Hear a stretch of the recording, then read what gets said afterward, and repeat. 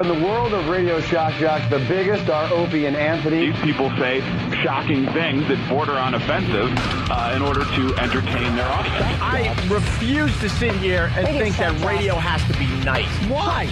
Why does radio, out of any other medium, have to be nice? We are being now held to a standard where we have to be nice and make people feel good. Go screw!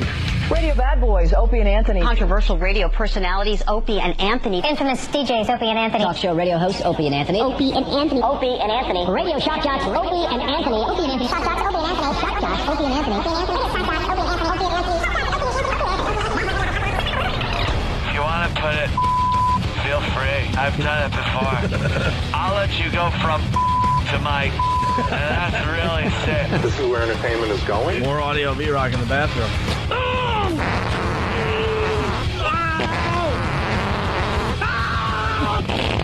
They are sick freaks. Can you pop this? I want to see something squirt out. Aim it over there.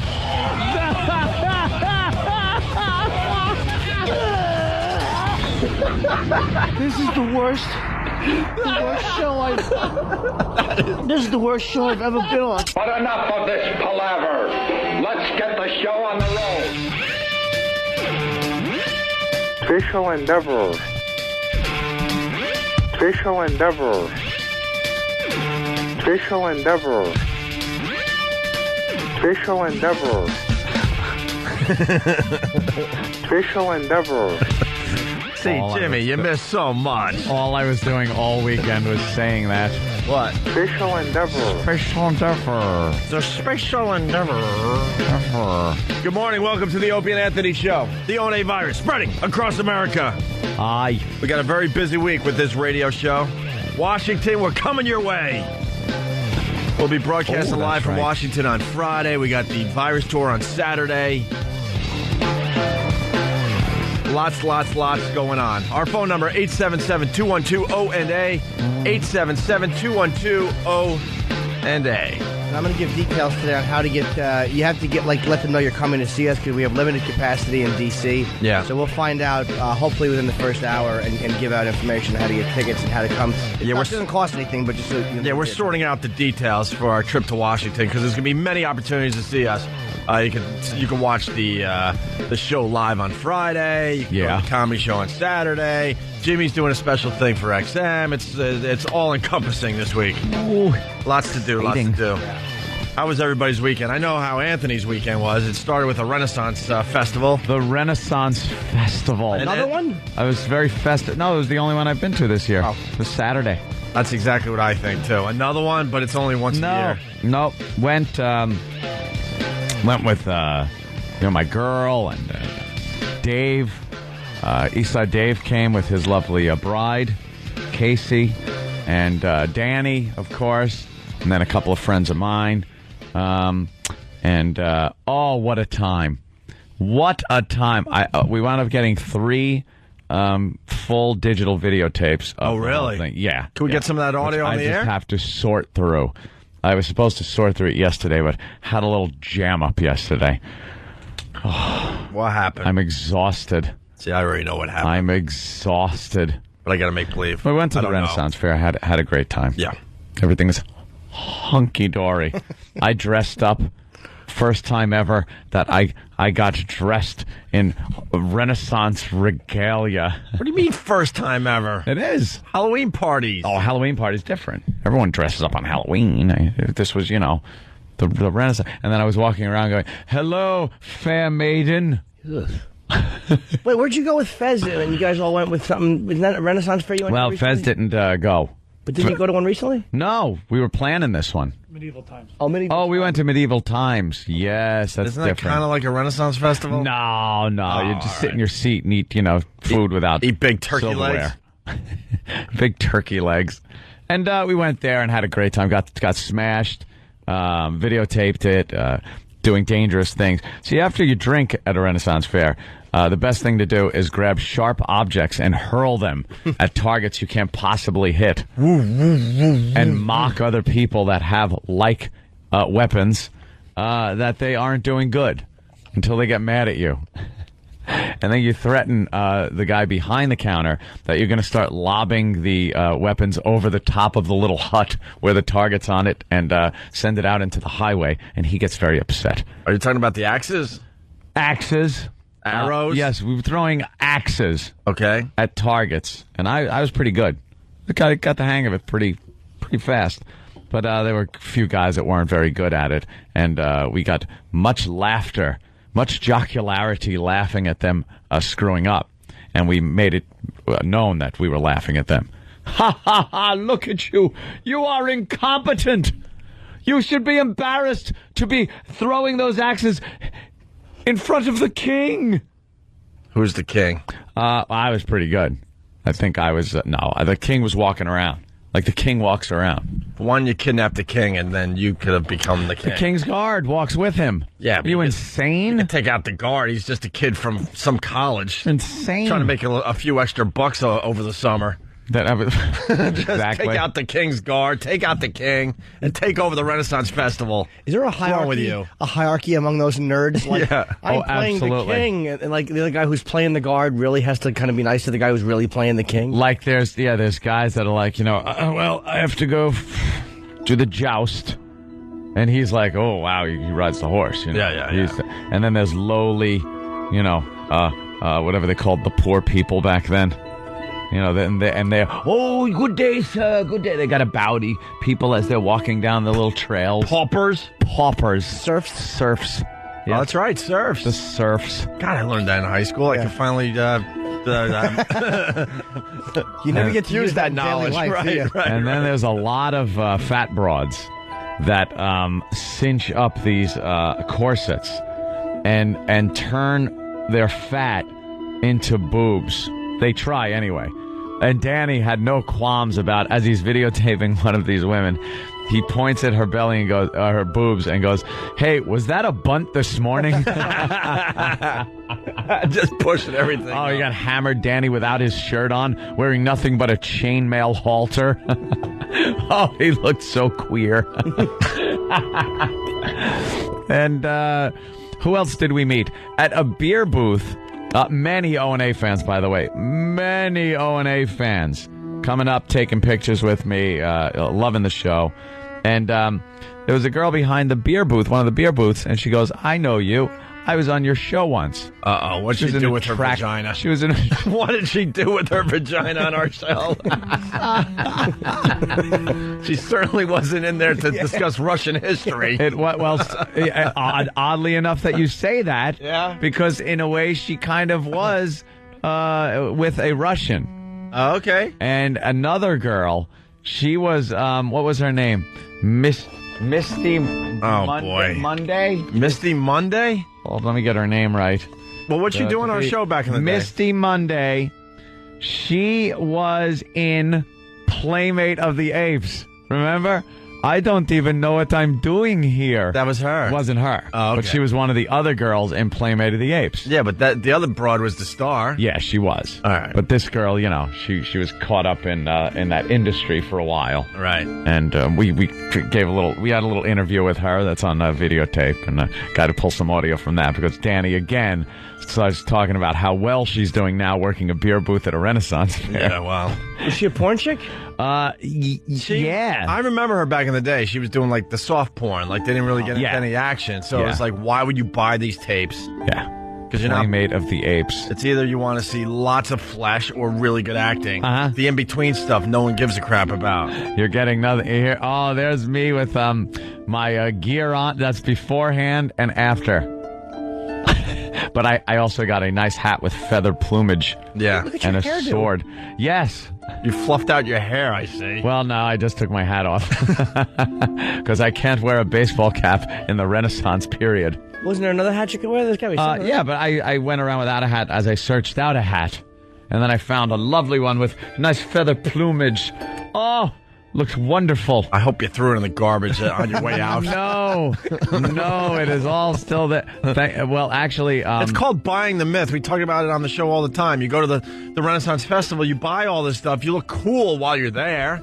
You look like you're fitting in, and then you have to walk back to your car in the parking lot looking like a a doofus. Dude, the parking lot was no problem because other people were dressed like that. Right. What was odd was checking into the hotel. Complete. I swear to you, complete regalia. Sword, bracers with knives in them. Yeah. Like I was fully armed, but people, you can walk around the city with a sword and knives, and you will be arrested in a second. But if you dress as if you are in the Renaissance period, people smile. They don't care that you have a weapon that can kill a crowd of people. Because they probably think you have Down syndrome and that you were at some kind of summer camp. My tongue did not look fat in what I was wearing. And then we went to the bar. Yeah. Up the at the corner over there on 7th. And again, dressed in full regalia. Walked into the bar. With took weapons. my hat. Yes. Greetings, everyone. Greetings. An ale for me and my party, please.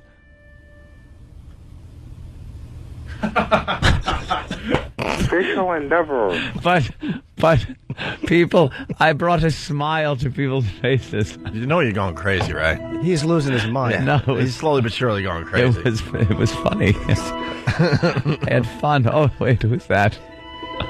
Just a young lad dressed in his Renaissance outfit. I'm looking at the pictures on the website. Yes, there are some pictures available on Whackbag, I believe. You see a couple you don't like, you get mad at the girl, you call her a surf lover. Yes, indeed. So then what happened? Well, the food at the Renaissance Festival. Oh, yeah. Not the best food. Well, big turkey legs. What else do they serve? I remember going once back in the day. It was turkey legs. They call it steak on a steak. There's a steak strips, and they put it on a skewer, a wooden skewer, and they call it steak on a steak.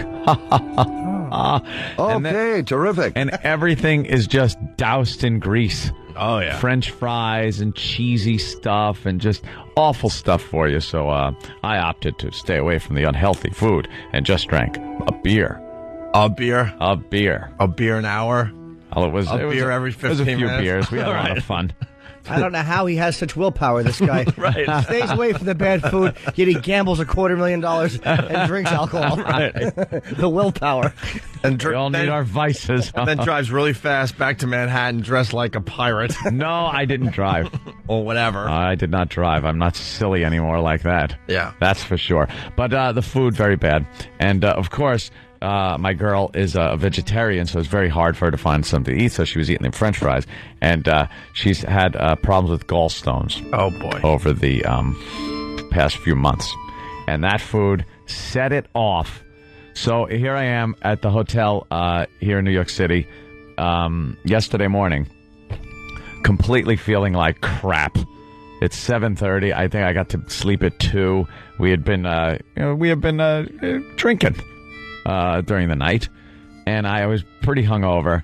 And she's up going, I'm getting that pain again. And I know if it starts, it's just going to get worse. So loaded up the truck real quick, and drove back to Long Island to the emergency room. And by that time, she was hurting pretty bad. So they did all the tests that they do, but they did it like 3 months ago, and she knows that there's a problem with that and everything. And finally, after maybe 10 hours of sitting and in a room, but they were doing tests, and they gave her some good stuff to stop the pain, so that was good. They decide, well, something, that's just got to come out. That's got to come out, the gallbladder. So now I sit here waiting, and she's in the hospital. Wait, they're taking her whole, the gallbladder's coming, the whole thing? And they just take them out. Yeah, you don't take a piece of that. They're like nothing. You either take it all or leave it. It's a little thing. What is a gallbladder? What do you do with it? You even need it. I think it's like if you let a plum just dry in the sun all day. That's what it looks like. I think that's what a gallbladder looks like, and it's useless. It just got stones in it. Yeah, a gallbladder. Some stones in there. A gallbladder is pretty much useless in this day and age. Yeah. So it was the whole day Sunday. It's funny you say that the food kicked it off, because back in the day, always does. As a little family thing, we went to Kentucky Fried Chicken, and my dad keels over in pain from the greasy food. It set off his gallbladder attack, and he had his gallbladder out. My sister Dawn She had hers out. The Reverend Dawn, whatever she is, performing weddings for people. Dawn Moon. Dawn Moon, right. Sung Young Dawn. She had eaten some Chinese food, and I guess something greasy, egg rolls and stuff. Yeah. And wham, had to go and have it taken out. Wait, how does grease? I don't understand how it works. I don't really understand. I think greasy food kicks your gallbladder into like high gear. Oh. It like. Yeah, it ejects something in there to help break down the grease or something. Yeah, the gallbladder just makes weird noises, like squishy noises. And if this is what your gallbladder does inside you. And if there's stones in there, they can block up the duct that is supposed to come out of, and then it gets all inflamed, and it hurts like hell. But it's like having kidney stones or any other kind of stones. If you have no gallbladder, nothing changes, though. No, you just, I think you got to watch, you can't eat crappy, fatty food. You'll have a problem digesting it. Oh, okay. So, that's no more horrible Renaissance fair food. Vegetarian, eat vegetables. If a vegetarian has to worry, that's depressing because that's eating pretty healthy. Yeah. When you're a vegetarian, you eat fairly healthy. And if that's not even good enough, it's like, just eat ice cream and we should all kill ourselves by the time we're 50. But some people just curse with a bad gallbladder. Well, that's what it is. Our whole family, every single one of them, just as bad gallbladders. The mother, the father, the whole aunt to this one. Yeah, bad gallbladders. Are they just piling them up in a jar? That's it, saving them. Big gallbladder jar. Put it in the jar. The family gallbladder jar. Plop. There's some more dried than others. But so that was all day Sunday, just sitting there, and nothing more entertaining than sitting in an emergency room, hungover, no comfortable bed, and just watching people. Since you got to go for some test where they give you some kind of radioactive stuff, and then you lay under a machine and it scans you for 2.5 hours. Mm-hmm.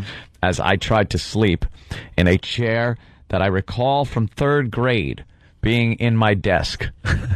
And I had a couple of blankets over me and was curled up to the point where I think when I stood up, they rushed me into surgery to fix my scoliosis they thought I had. I was hunched over. I said, no, I was sleeping in a chair. How many times did the doctor try to wheel you away thinking you were the problem? Oh. Because you were hungover and not looking good. I'm sleeping there. Doc, here he is. They're rolling you down the hallway. We finally got a room, so I got to watch Patton.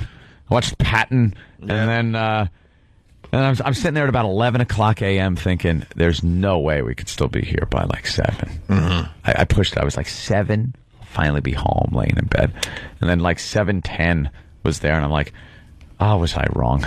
Oh, was I wrong? So then the doctor and the surgeon and stuff come over to consult and everything. We speak to them, and he goes, well, we're going to, admit you, and we'll do this tomorrow.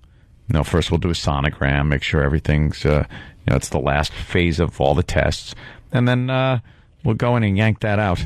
Yuck. You do it to laparoscopic surgery. Uh-oh. These days. That means they go into something. No, it means they don't cut. They don't make a big cut. Yeah, they don't make a cut, so they have to go in somehow. No, they go in, but they go in with very small instruments. Oh. So it doesn't leave scars. But how do they get it out then? How do they get the gallbladder out? They squeeze it They through yank it out. They yank it out through the tiny... Yeah, very tiny, almost little incision. Yeah. And they just...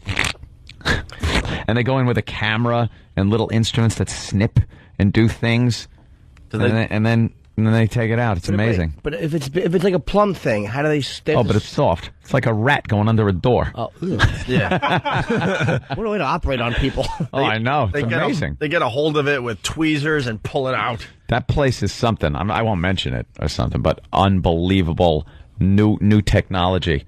I'm amazed. You go into these emergency rooms, and all of a sudden I was like, I thought the whole front of it is glass, and of everyone's room, and the door is glass and everything. It's like, not much privacy in this room.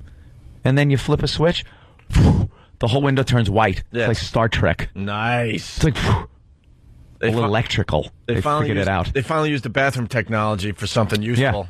Yeah. You go into trendy like restaurants and they have that technology. And I was thinking to myself, when are they going to use this for something useful? Something good. Right. And then if you have to get an X-ray, they don't have to drag you up to X-ray. Guy comes around with the machine itself. Goes from one room to the other.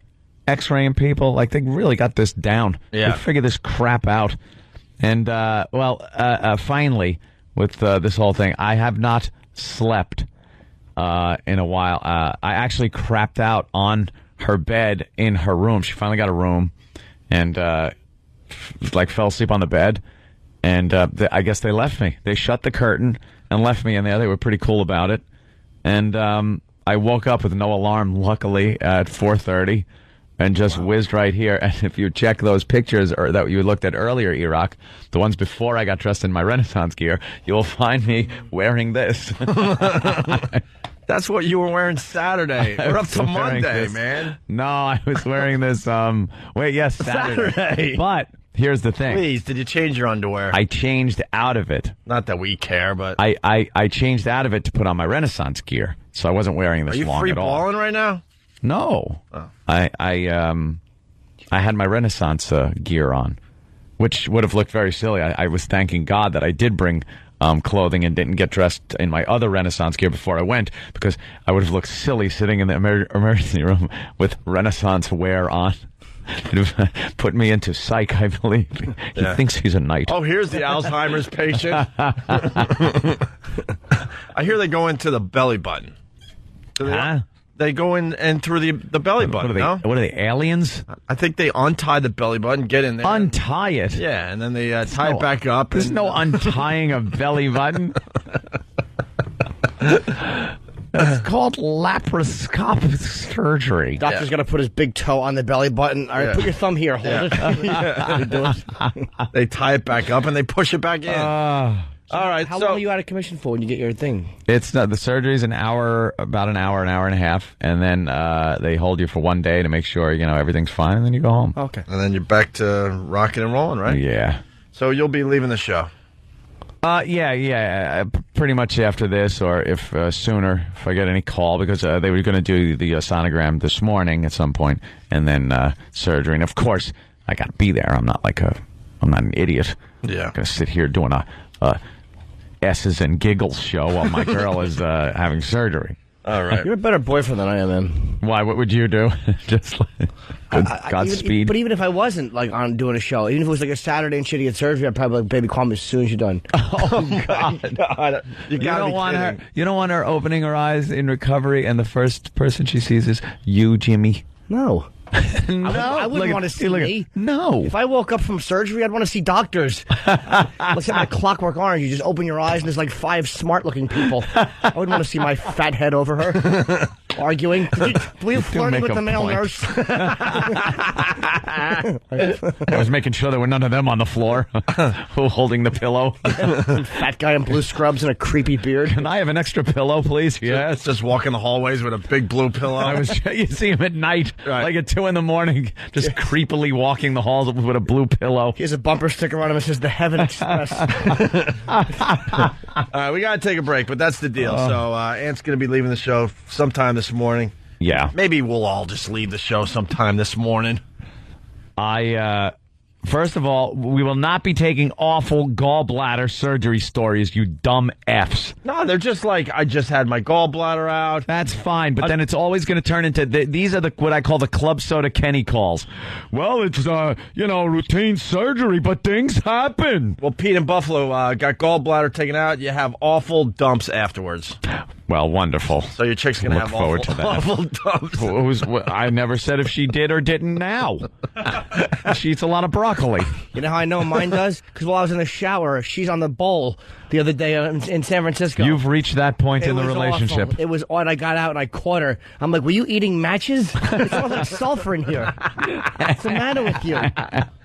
Wow, she must have had to go. Oh gosh, she ran. I was in the shower and I didn't even know she snuck in there. Yeah. And the next thing you know, I come out of my shower and ready to enjoy the steamy bathroom. Yeah. And I realized that she has come in and committed an atrocity. And in the steam, it's even worse. It's awful. Just carries it. Women are so strange, man. When you live with a girl, you'll just close the door and do what you have to do. I don't know when my chick goes to the bathroom. I have no idea.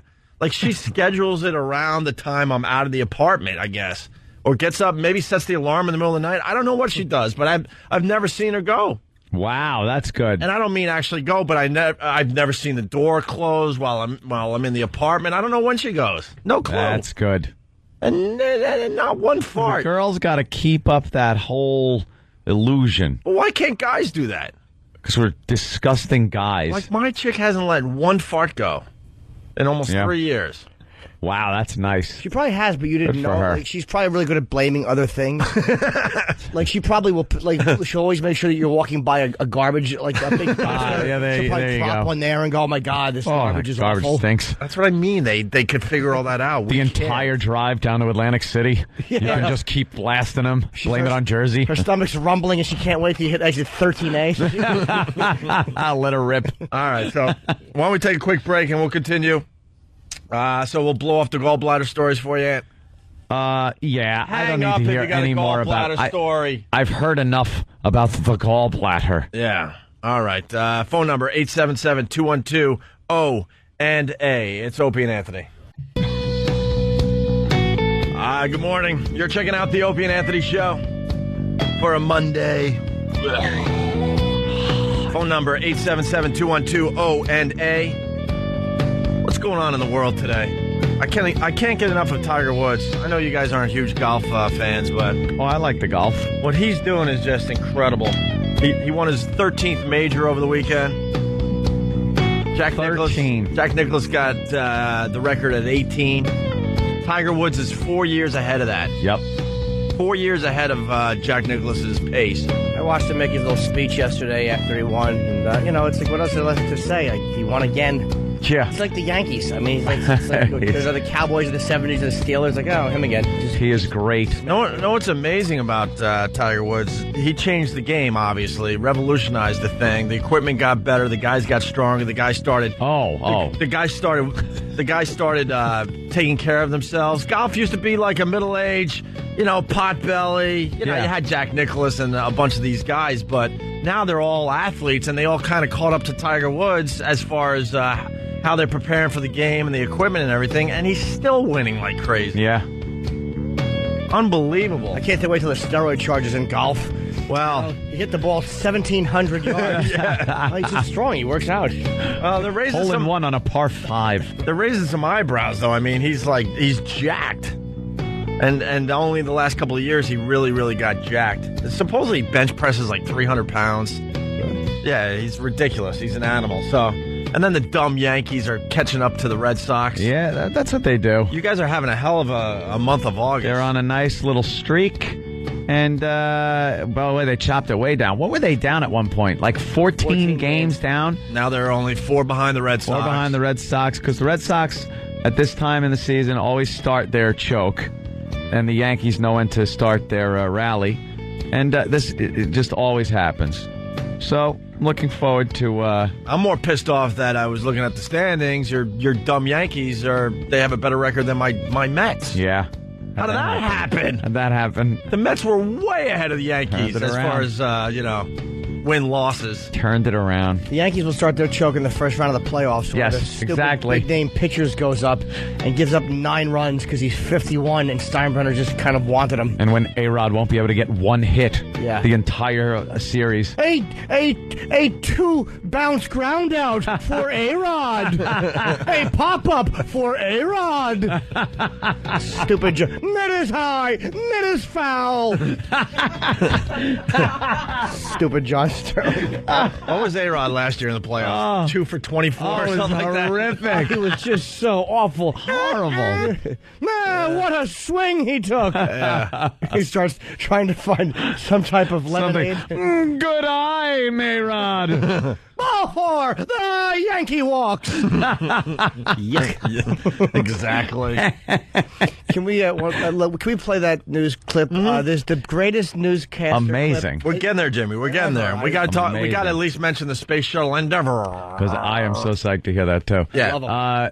Yes. Just trying to get the headlines out there, that's all. Well, the big story. Are we heading toward another space shuttle disaster? I don't know. It's very, very dangerous. It seems that It seems the... hold on. I know. What? Hold on. I'm sorry. What? It seems that the... Space Shuttle Endeavour has a problem. Yeah.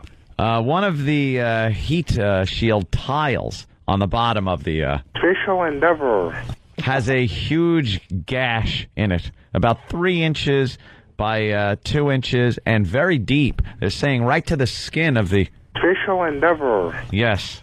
So coming through the atmosphere, that could be a problem. So what they're going to do... A problem with the... Space Shuttle Endeavour. Yeah. Okay. Right. So they're going to have to send a couple astronauts out to fix the hole in the bottom of the... Space Shuttle Endeavour. Yeah. Because it's very dangerous. If they come through, it could be like the Columbia and bursting into flames, and we wouldn't want to see that happen to the... Space Shuttle Endeavour. How about enough with the tiles? They suck. The tile thing, the guy should have just been fired. Your idea stinks. Why don't they stop going to Fred's tile shop? Right. Tile. Find a better tile manufacturer. It's always the problem with them. Always the tiles. We discussed this last week, Jimmy. It's like, why are we even still flying space shuttles with the huge fuel tank? It seems like something's always falling off at the launch pad. Yeah. Knocking into the space shuttle. I don't think there's been one launch where removing crap hasn't tiles fallen and the big gouges are taken out of this thing. Tiles. I gotta get my bathroom guy in here to fix the tiles.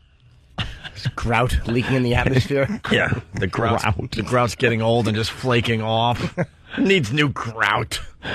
Got to re-grout the space shuttle. It's such a horrible idea. Those things are always breaking off.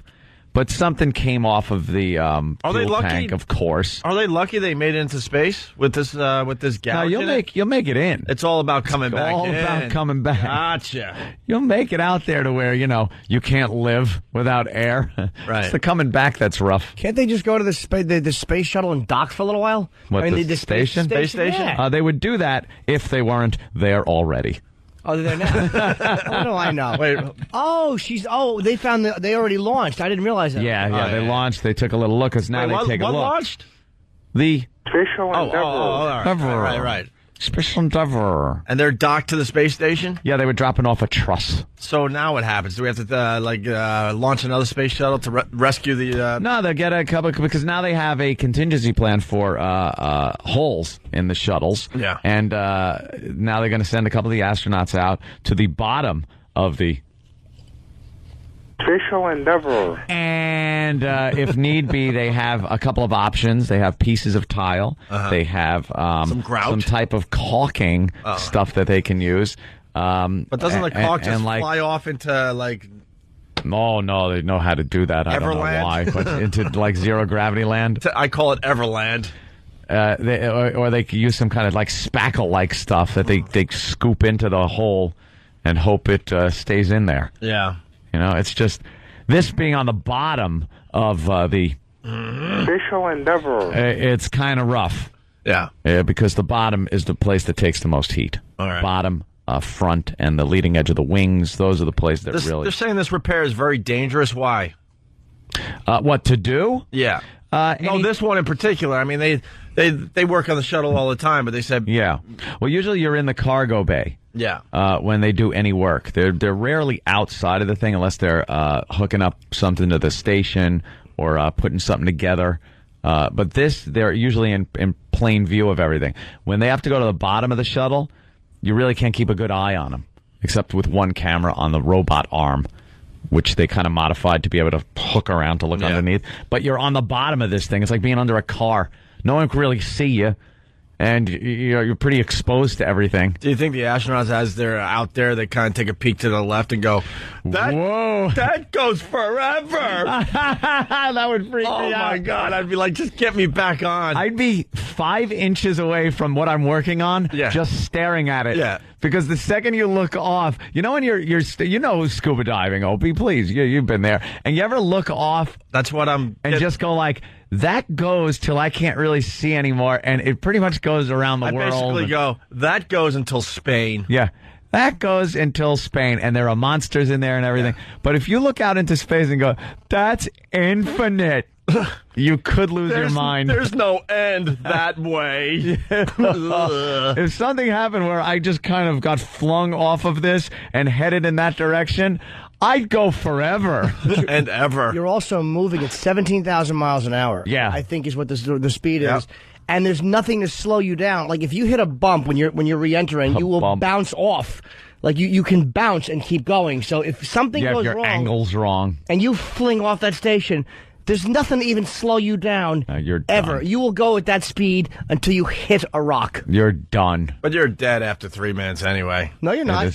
No, with your spacesuit on. You'll have your how much spacesuit air do you on. got? Oh, I don't know. Enough. I'm going with enough the air to thing. freak out. Enough to probably watch it get pretty small, depending on how fast you're going. Yeah. Ugh. Enough to get out there and realize, like, how are they going to find me? Oh God! Yeah. There is no plan for getting me. The shuttle's no good. It's docked. Yeah. I'm done. You think there's monsters out there too? You would hope. Just floating around. Eating. Just eat you.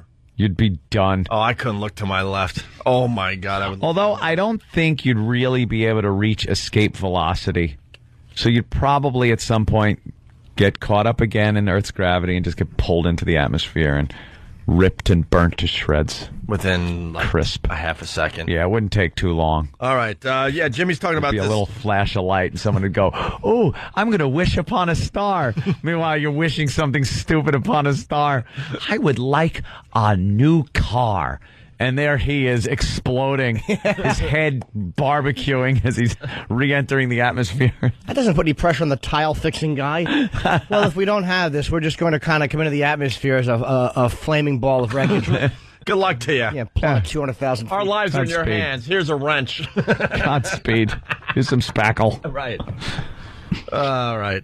Yeah, Jimmy was talking about this brand new news clip. God, we can't get enough of these. Why don't we play the original one? Yep. I mean, everyone has heard this by now. Those are two guys, legendary newsmen from the Washington area. We'll be in Washington, obviously, later this week. We got the Virus Tour on Saturday, broadcasting live from Washington Friday. Details to come. But why don't we play the original Why They Were Laughing? Basically, they were watching a video of a model falling in Paris or something, and these two just lost their minds. This is Fashion Week over in Paris. The latest fashions are on the runway for next spring. But there was a problem out there today. One of the British designers' shows had a difficulty. A model fell down twice. That's her going down once. The young woman wearing that pink skirt and the orange platform shoes never quite recovered after that. There she goes again. That had to hurt. That was uncool. That's embarrassing. This is at least the second time.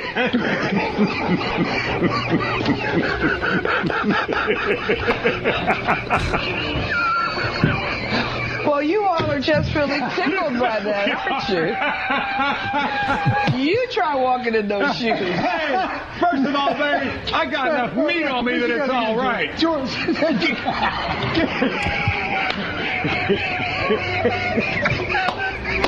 I'm sorry. Come on, we want to apologize. Hold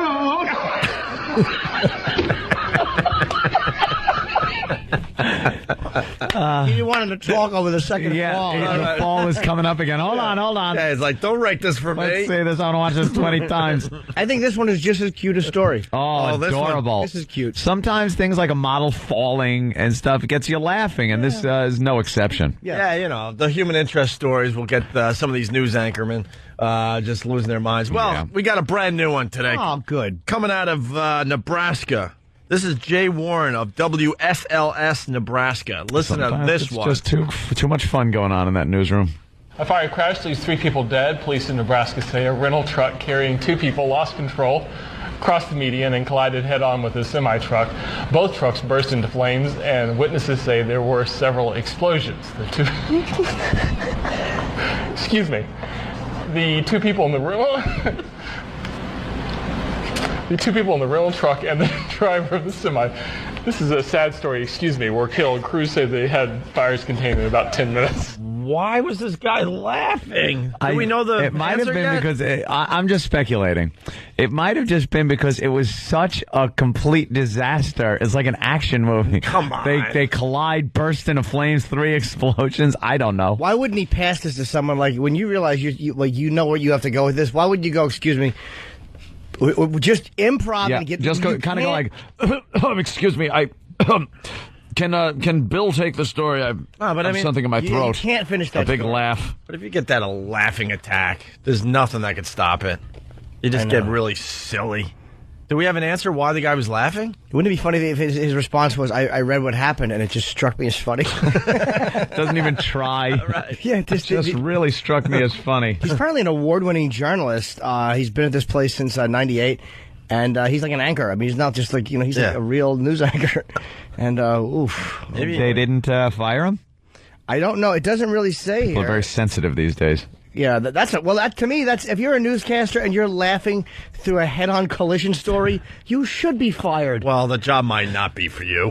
But your job is to do those stories and not laugh. Right. And act concerned because they don't care. He's a shock news guy. Yeah. Shock Maybe news. it's a new trend. Maybe just to try to get the ratings up or something. I don't know. Yeah. I don't know. I'd love to know why he was... Yeah, we'll try to find out. If anyone knows, please give us a call, okay? Didn't he apologize later in that newscast or something? Oh, they always do. I mean, do we have any information? I mean, they have to be some kind of follow-up. Well, this is just hitting the old... the wire. The old wire. So hopefully we'll have more info on that. Want to hear that again, though? You bet I do. Absolutely. Listen where he goes, he said something and then pauses. He realizes he can't stop his laugh. And then realizes, too, oh, no. There's no way I'm getting through this. He couldn't shake it. A fire crash leaves 3 people dead. Police in Nebraska say a rental truck carrying 2 people lost control, crossed the median, and collided head-on with a semi-truck. Both trucks burst into flames, and witnesses say there were several explosions. The 2... Excuse me. The 2 people in the rental truck and the driver of the semi. This is a sad story, excuse me, were killed. Crews said they had fires contained in about 10 minutes.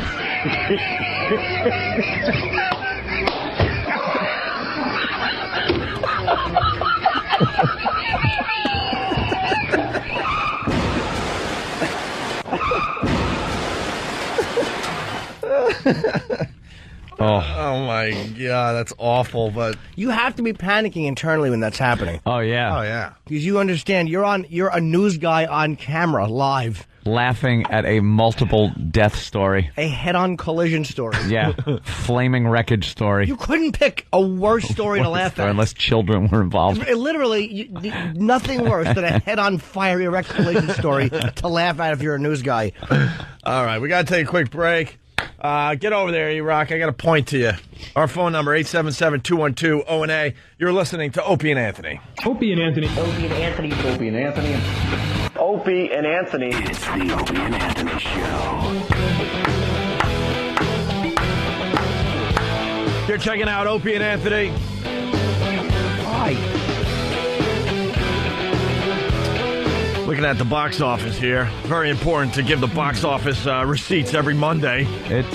Somebody out there is keeping track of this, I guess. I have very little. Huh. A bit of faith in America. Although, very little because of who is number one. Rush Hour 3 is number 1. Yeah. $50.2 million.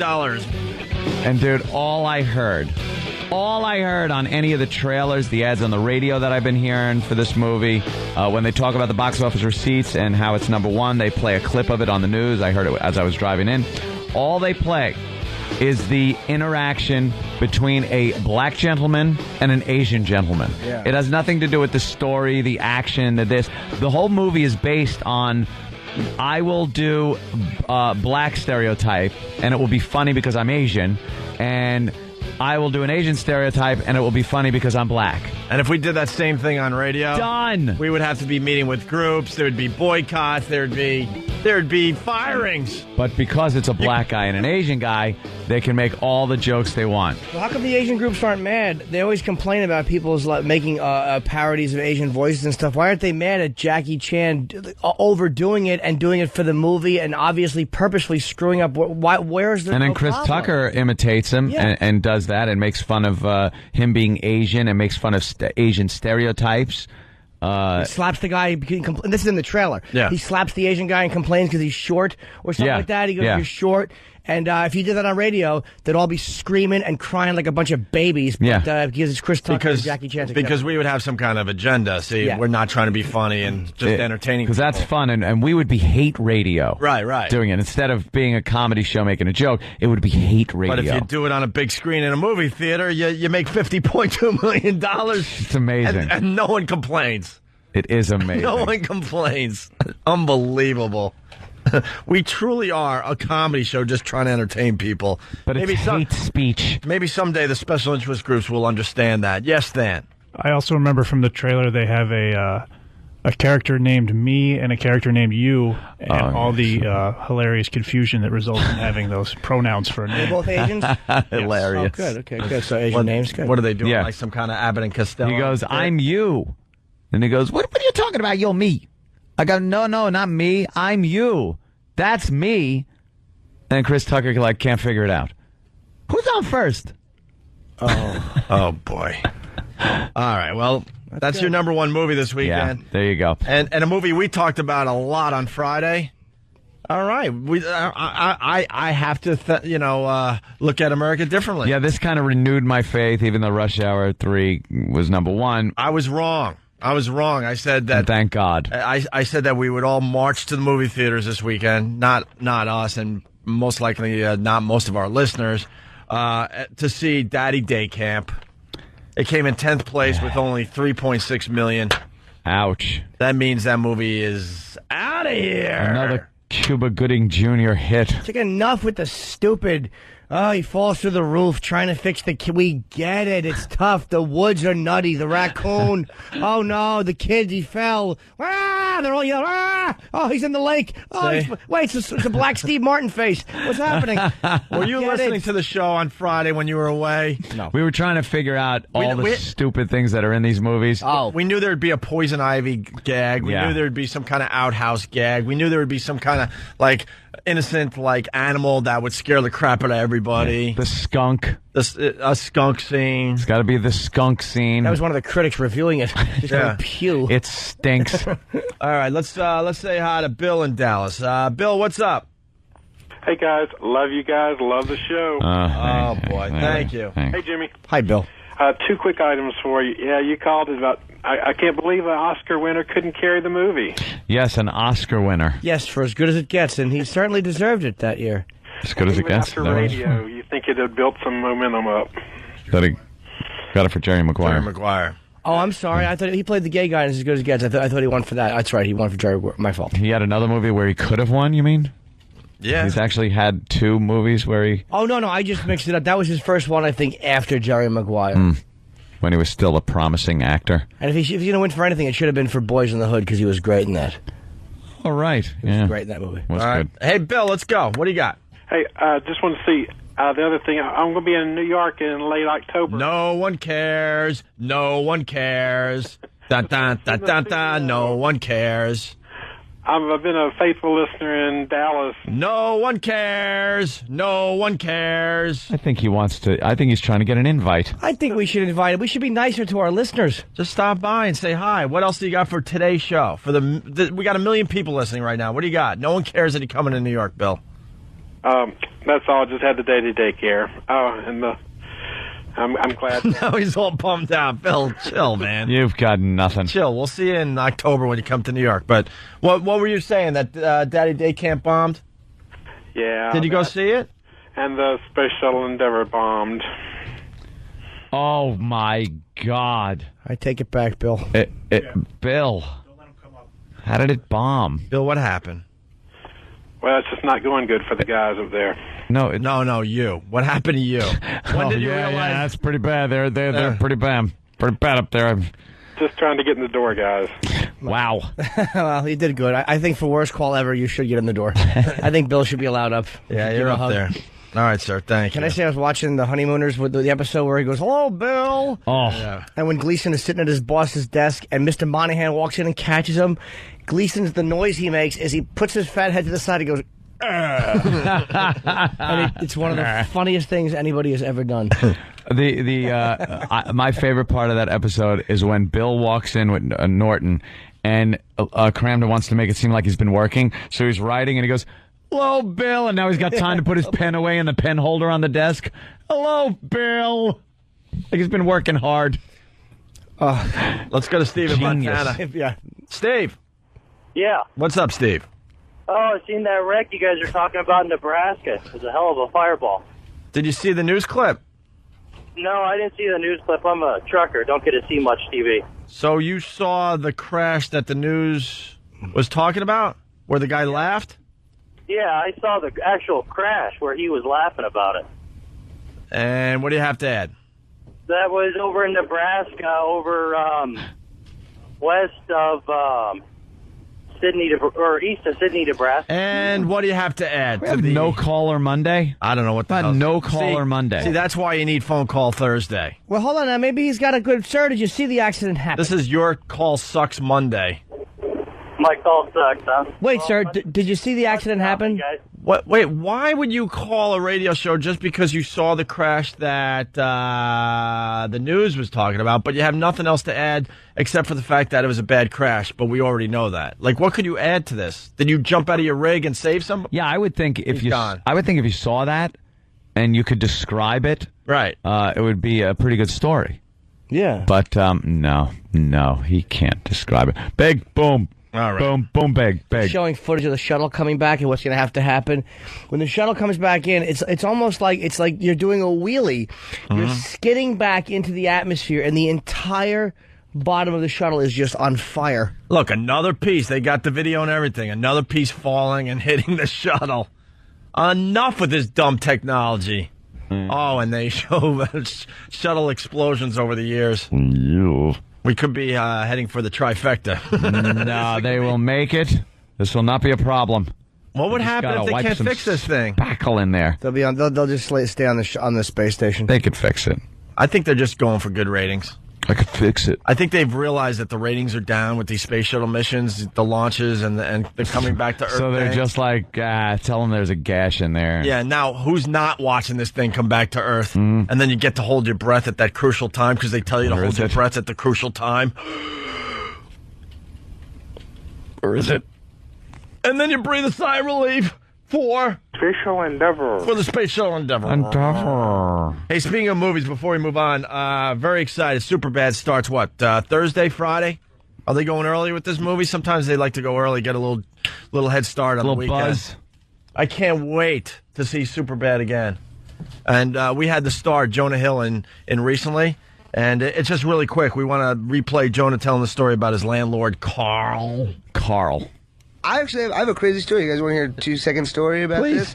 I used to live in New York, and my landlord Carl was this kind of big Italian dude, and he never wore a shirt even if it was 2 degrees outside. And he was from Queens, and he would be he was all right. And then the first day I moved in, from that day on, after the first day, every time he'd see me or one of my friends walking in the building, he would go, "Hey, look at these high-fiving faggots." Every time we walk in, right? And I'd be like, every time, he would just call me that, and I'd be like, man, what's Carl's deal? Why does he call me that all the time?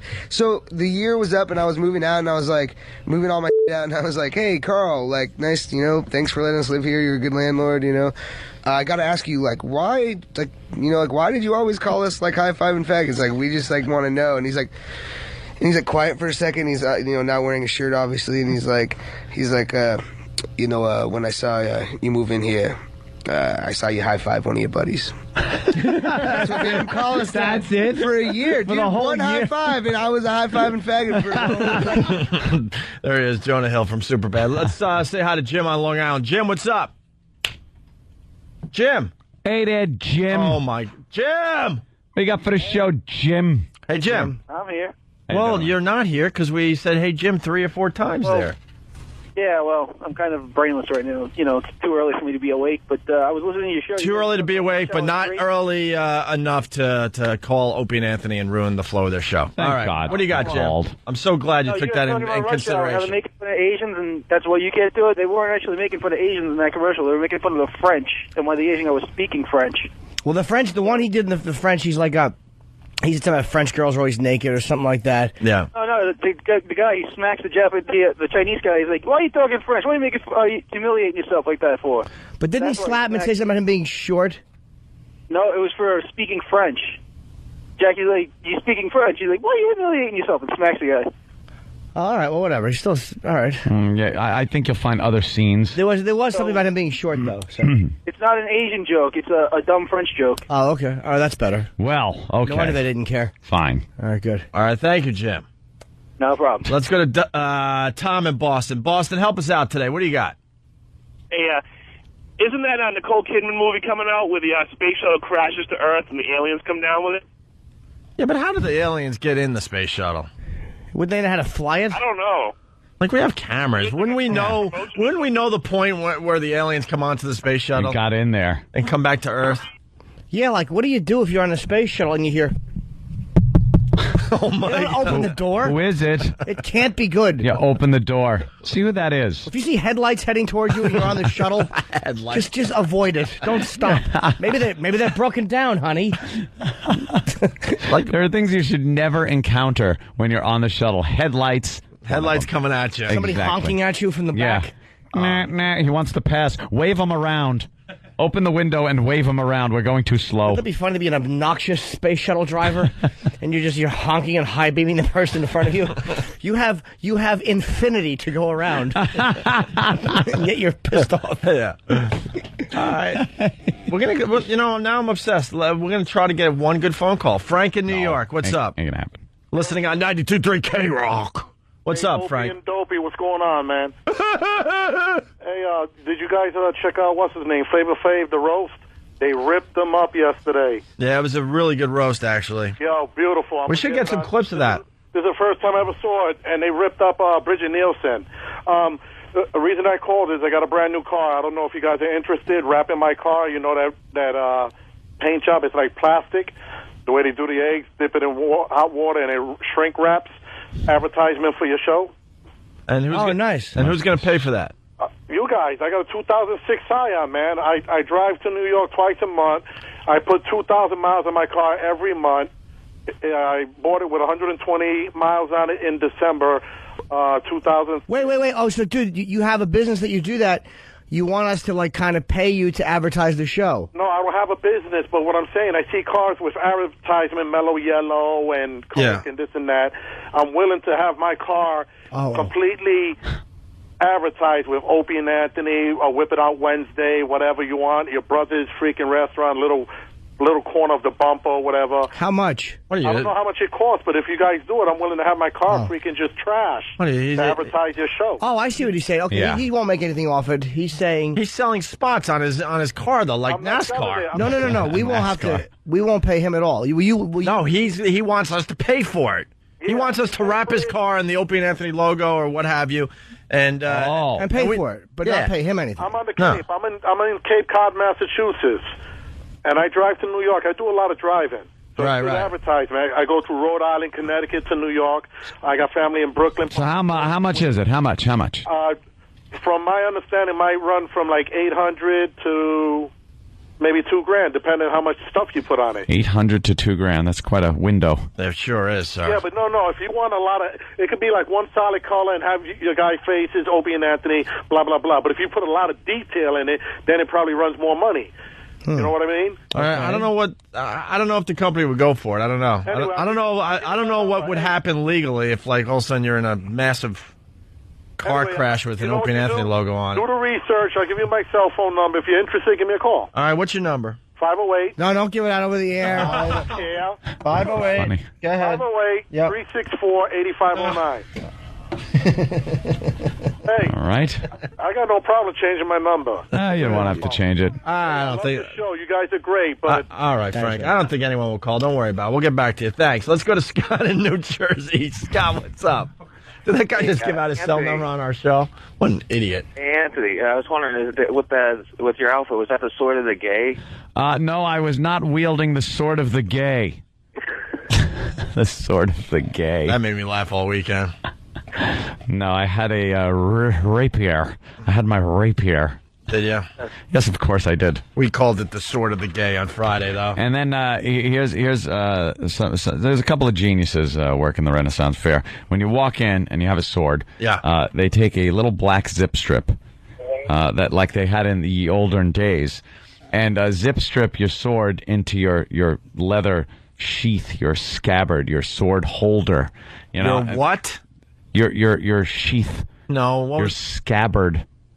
Your sword holder thing. You know, the leather thing that the sword goes in. Why would you just call it the sword holding thing? Why do you have to use like a scabbard? Because a scabbard also holds a rifle.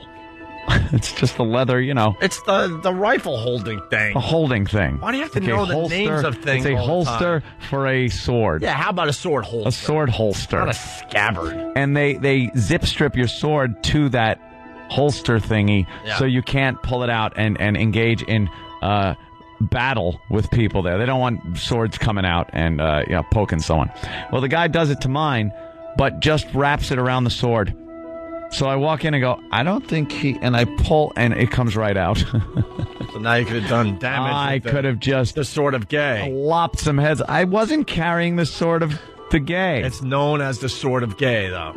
I was not wielding that. No one's going to remember rapier. They're going to remember sword of the gay. They do not. I didn't even see anyone else wielding the. Well, maybe a couple of people were wielding the sword of gay. A hole. All right. Hey, in other news, Merv Griffin died. We don't have much on that. 82 years old, prostate cancer. I'm just looking at his list of people he's had on. Oh, legendary talk show host, man. He had presidents and everyone. Did he have Martin Luther? Was that Martin Luther King Jr.? Back in the day, Merv Griffin had everybody on his show, man. He was kind of like the Larry King.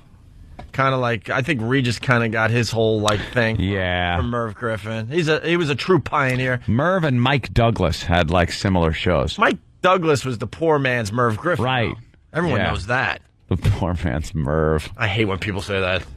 And I just did. I know. He invented Jeopardy. Really? Yes. He actually invented the game Jeopardy. Came up with it. How do you invent Jeopardy? It's trivia questions. I wonder if it's just trivia questions. He just did it backwards. But they give you the answers. We do it backwards. And you have to come up with the questions, which it really isn't. Let's do it backwards. You just got to say what is or who is before. It's really just a question. Yeah, and because he did it backwards, he becomes a multi-billionaire, basically. This producer's jaw is probably dropping about now.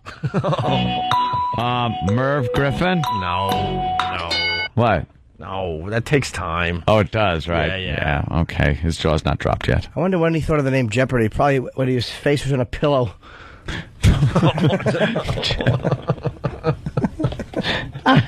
That music was going off in his head. Ooh. Does he? Doesn't he? Hope not. Hold on, we got Jennifer in New York. Jennifer. Yeah. Yeah, what's up? Yeah, I just wanted to say I'm getting bored of the Renaissance conversation. You guys are boring me in my car. I'm falling asleep. Then turn on Scott and Todd, you bitch. Hey, you stupid C word. We spent one break on it. Shut up, and your name sucks. Your name Jennifer sucks. It sucks. Shut up. Go away then. Entertain me. Shut up. Jennifer. I don't want to entertain you. Stop listening. How about you entertain us? Hate you. Turn up your radio. Have a wonderful day. Jennifer, drive into a pole. Jennifer. Don't laugh. Jennifer. What? I want you to do something that you should do when the show sucks. Turn up your radio right now. I want to hear radio. You want to hear my radio? Yeah, I want to hear radio. Go ahead. Turn it up. Turn up your radio. All right. Now I want you to change the channel live on our show. Now change it to something else right now. Go ahead. All right. Jennifer. I did. It's on XM30. Okay. What's 30? What's 30? What's that? No, you're still listening. You lying bitch. You lying sack of crap bitch. Go away. Go kill yourself. Drive into a pole. Do everyone a favor. Jennifer. What an awful name. Oh, what an awful name that is. Why? What? Why is it awful? Short memory? We've talked about the Renaissance. Enough of her. We talked about the Renaissance Festival that you went to for maybe 2 minutes during this break. God. And for about 10 minutes to start the show. Maybe 15 to start the show. I don't care. What do you want to talk about, dummy? All right. What does she want to talk about? Her pals at the office? Shut up. What? Whose D you took in last night? Ugh. Give my pal Anthony a break today. He's wearing the same clothes from Saturday. I've had it. I'm going to melt down. All right, Merv Griffin. So you got the Jeopardy. He did the Wheel of Fortune. He was the legendary talk show host. And he sang I've Got a Lovely Bunch of Coconuts. This record sold 3 million copies, everybody. 3 million copies in 49. English fair, one evening I was there when I heard a showman shouting underneath the flare, I've got a lovely bunch of coconuts. And Merv would like 2 right on his chin. Big one, small one, some as big as your head. Oh. A twist, a flick of the wrist, that's what the showman said. Yeah, this is a little different thinking Merv wrote it. Coconuts. Coconuts. All you throw will make me rich. Who would buy this? 3 million people in 1949. Sing and roll bowl a ball, a penny a pitch. Sing and roll bowl a ball, a penny a pitch. Oh my God. Roll bowl a ball, a penny a pitch. Roll a bowl a ball, roll a bowl a ball, sing and roll a bowl a ball. He likes this. Okay, terrific. Boring. Turn it off. Turn it off! Obviously, we haven't stolen the music from the Negro yet. The Negroes do not want this one under their bills of credits. Oh, you knocked it off there, yeah. They turned it off. But that's an excellent point. This is what white people were doing before we had the good sense to steal jazz and soul. Exactly. Mix blues. it together. And Before we make were some brave rock enough and to go to the other side of town and see what was going See on. what's going on in those clubs. This is what white people came up with on our own. A roly-poly thing of coconuts. I've got a lovely bunch of coconuts. These really are idiots. Coconuts. Let's go to Brooklyn Ace. Brooklyn Ace, what's up? Hey, Opie, doesn't it take about 3 years and a day or 2 for the jaw to drop? My dad was cremated, ass. Sorry, Ope. And it was 3 years ago today, so thanks for reminding me. I thought it was... Let's go to Jennifer in Jersey. Jennifer, what's up? Hey, not all Jennifers are bad, Anthony. Yeah, prove that you're a good Jennifer. Yeah, go ahead, good Jennifer. Let's go. Let's get one. That's what we should do today. Get one good Jennifer. One good Jennifer. So you can finally, relax with the name, Anthony. Tell me why you're good. I have a great joke for you. What is hard and hairy on the outside, warm and wet on the inside, begins with the letter C, ends with the letter T, and has a U and an A in the middle? Hold on now. Let us have some guesses. Oh my God, this is the type of thing. This is the cue of the day right here. We're listening to the cue of the day. The cue of the day. Because it's going to be something else now, isn't it? I don't think it's going to be what we think it is. Hold on, Jennifer. Oh boy, it's got it's hairy on the outside, wet on the inside. Yeah. It's got a U, a T, right? Some other letters. Yeah. Is it a? It might have something to do with the song you just played. Oh, it's a coconut. Call Scott and Todd. That's the crap they do. That was a good Proved joke. my point. That's a cue of the D. That was a good joke. Bob Buckman used to do the cue of the day back in the day at BAB on Long Island. It was these goofy, stupid trivia things. That was a quality. And everyone out there would be listening, going, "Oh my God, no! They're actually going to say a dirty word on the radio. They're going to say a dirty word. Turn it up." And then the answer is coconut. Die. That joke stinks. I like Steve from Bayshore's contribution here. I've got a lovely jar of formaldehyde. Poor Merv. On the slab. Hey, let's go to Nancy in Maryland. Nancy, what's up?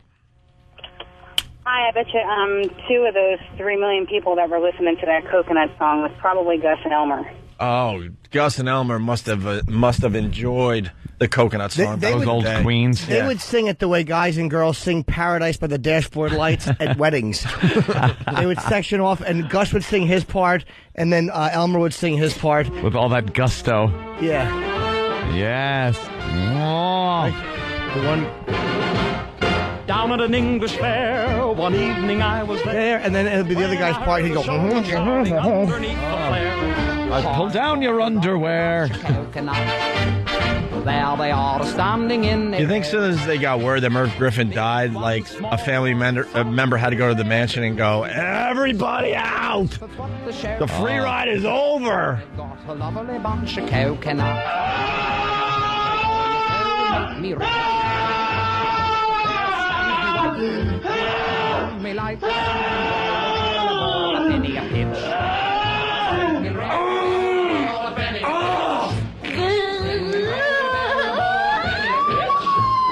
Don't just stare at it, eat it. Roll a bowl of balls. That's terrible, I'm sorry. Just the fact that somebody heard this on the radio and actually hopped in the Red Soul and had to buy it. Space Shuttle Endeavour. Went down to the record store. Hey, do you have that one? The coconut song? Yes, we do. Of course we do. Would you like to purchase it? Chocolate rain. Never sing about coconuts again. Chocolate rain. It's available in 78 RPM record. It's stereophonic. I hate people that roll their eyes. Roly poly. Roly. Oh, I can't do it. I've got a lovely case of AIDS. Why is it ironic that Merv had prostate cancer? Because it's, you know. Well, I guess someone should have, maybe found it, realized it was swollen. I'm saying he should have gone for a checkup. Let's say hi to Cigars and Scotch. What's up, Cigars and Scotch? Hey, I have the answer to Jennifer's question. You got an answer to the cue of the day. It was Danny Terrio after Merv Griffin got through with him, allegedly. Allegedly. Yeah, Danny Terrio apparently was one of... was he apparently allegedly close friends of Merv? Close friends with Merv.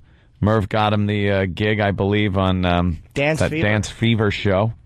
Ooh. We have any audio of Dance Fever? That was I grew up watching Dance Fever. Dance Fever. We'll do it after the break, though. Okay, we'll find that in some other things. And we're still looking for one good Jennifer to call the radio show. Good luck. So far, 0 for 2. Hey, y'all. First one was obvious. Dink. The second one had a dumb trivia thing.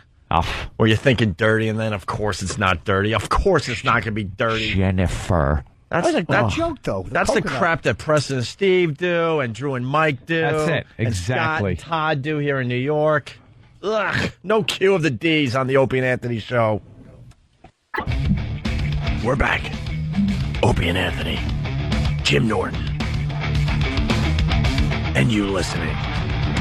Phone number 877-212-ONA. The Jennifers are calling like crazy now, Anthony. We're going to try to find one good Jennifer so you can get the bad taste out of your mouth. Finally, after all these years. That ain't going to happen, I bet you. A little something about this show. Every time a Jennifer calls up, Anthony goes into a bit of a tizzy. Because, that's the name of his ex-wife. Guys, you know how that is, right? Just hate the name. Hate it.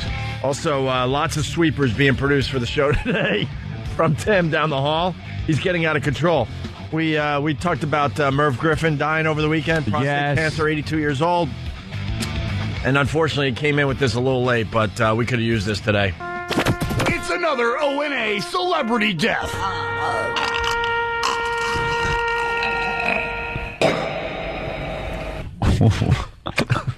Cool.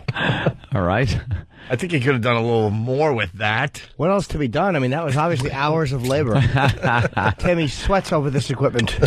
And it's more about quantity than quality here. Apparently. Well, if you didn't like that one, you might not like this one. You know, when we were talking about the box office, Rush Hour, made $50 million at the box office, #1 movie over the weekend? Yep.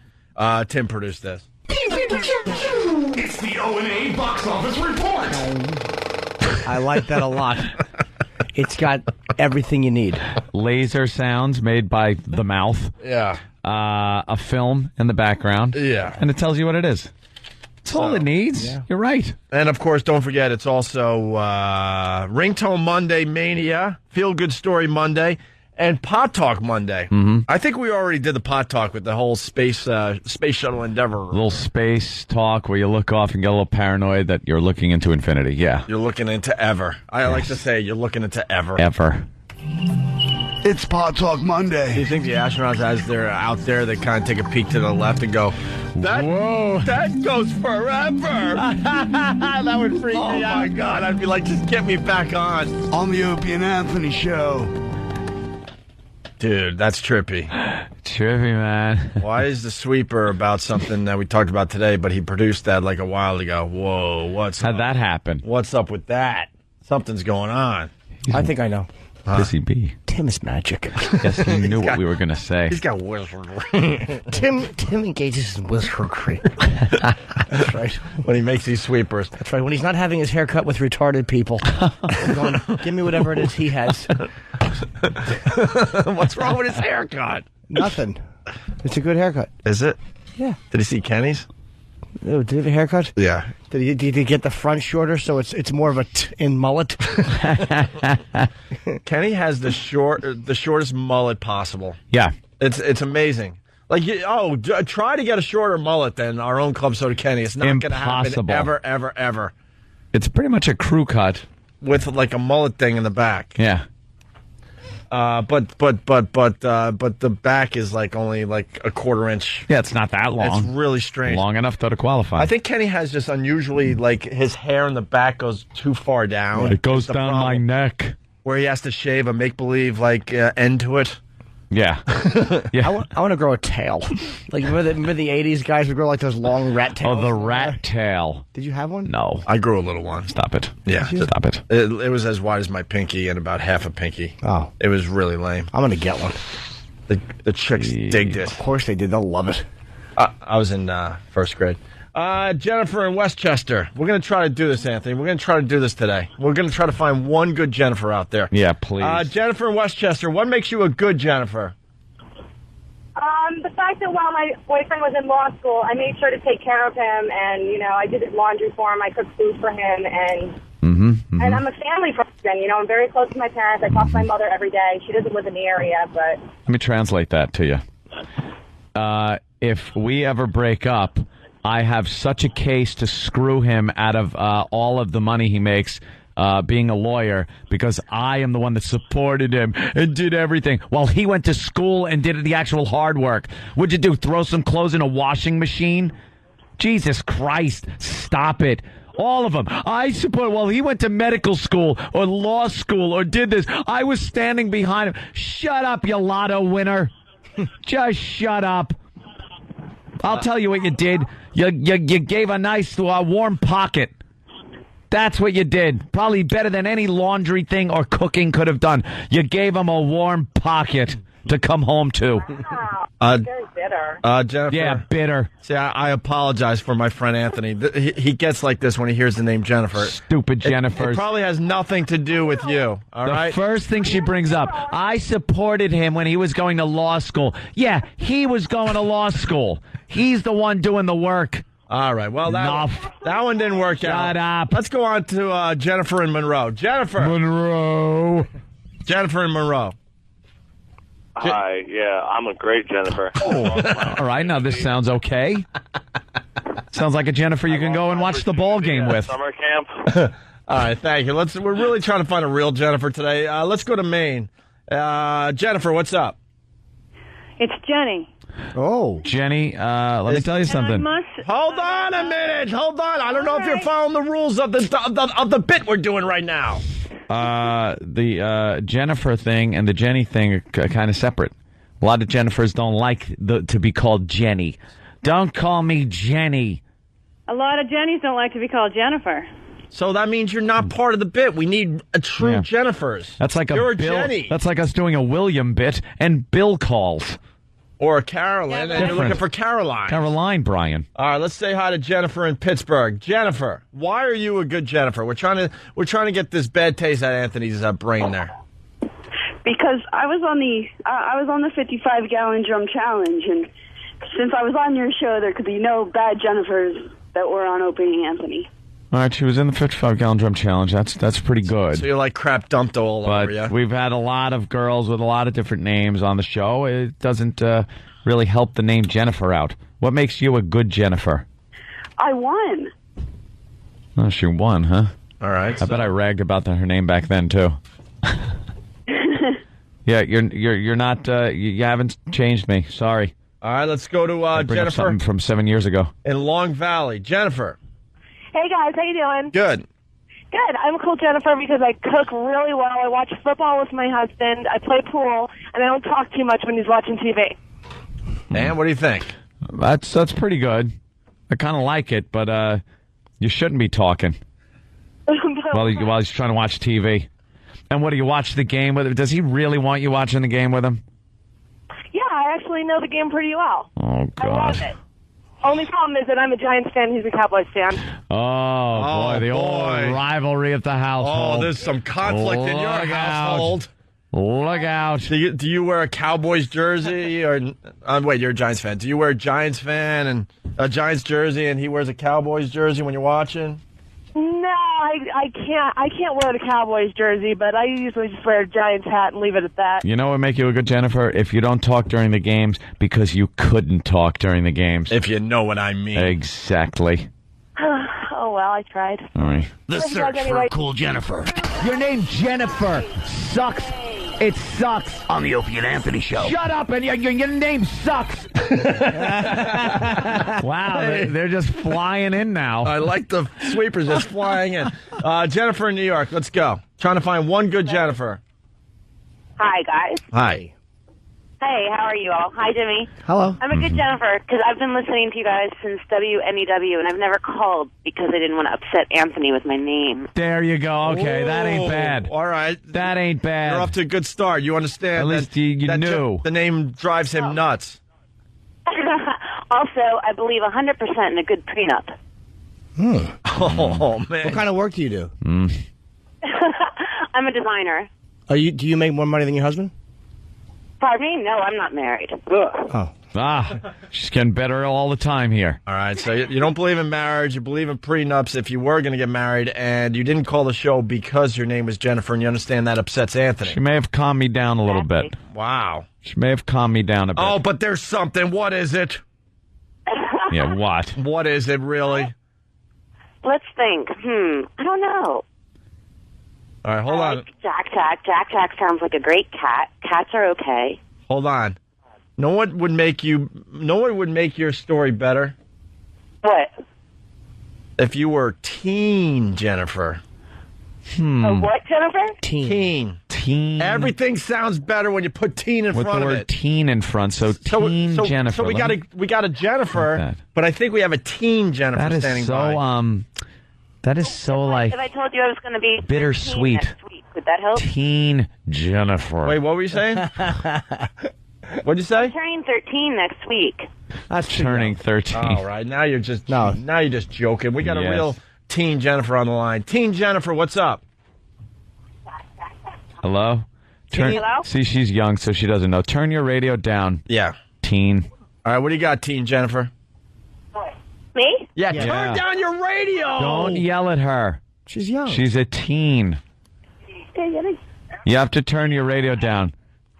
Because you're... Are you yelling at me? No. We're yelling at you because you're stupid. Listen to us on the phone. Stupid girl. Not the radio. Listen to us on the... Be the good Jennifer. I shall rip out your spine and beat you with it. Listen to us on the phone and not on the radio, okay? Do you understand that much so far? Oh, my You God. are so stupid! You guys are mean. I hate you people. Hi, Jennifer. Jennifer! Do you understand that you have to listen to us on the telephone and not the radio? Why would you try to have a conversation with a radio? Jennifer! She's talking to a radio. Jennifer! Jennifer! This is a phone call. Jennifer! What? Turn down your fucking radio! What? Turn down your radio! I just did. Yeah, 2 minutes later. Why were you listening to the radio instead of the telephone? You're making a telephone call. Mom, the radio. Yeah, but you were answering the radio. I am. Now listen, how old are you? I'm 17. I just have a cold. My mom's driving me to the doctor to get my medicine. Oh, nothing serious, we hope. And your name's Jennifer, and you're a teen. Shut up! Still listening to the radio. Oh my God, is she stupid? I think you're the first teen I hate. And everything sounds better with teen in front of it. Mark the day. We finally found a teen girl we hate.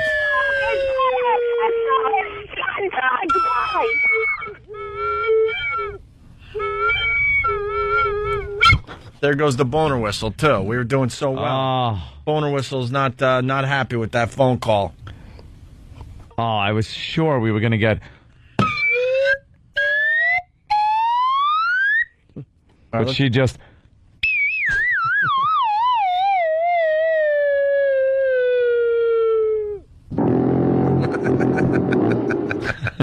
All right. Do we have one more Jennifer on the line? Jennifer.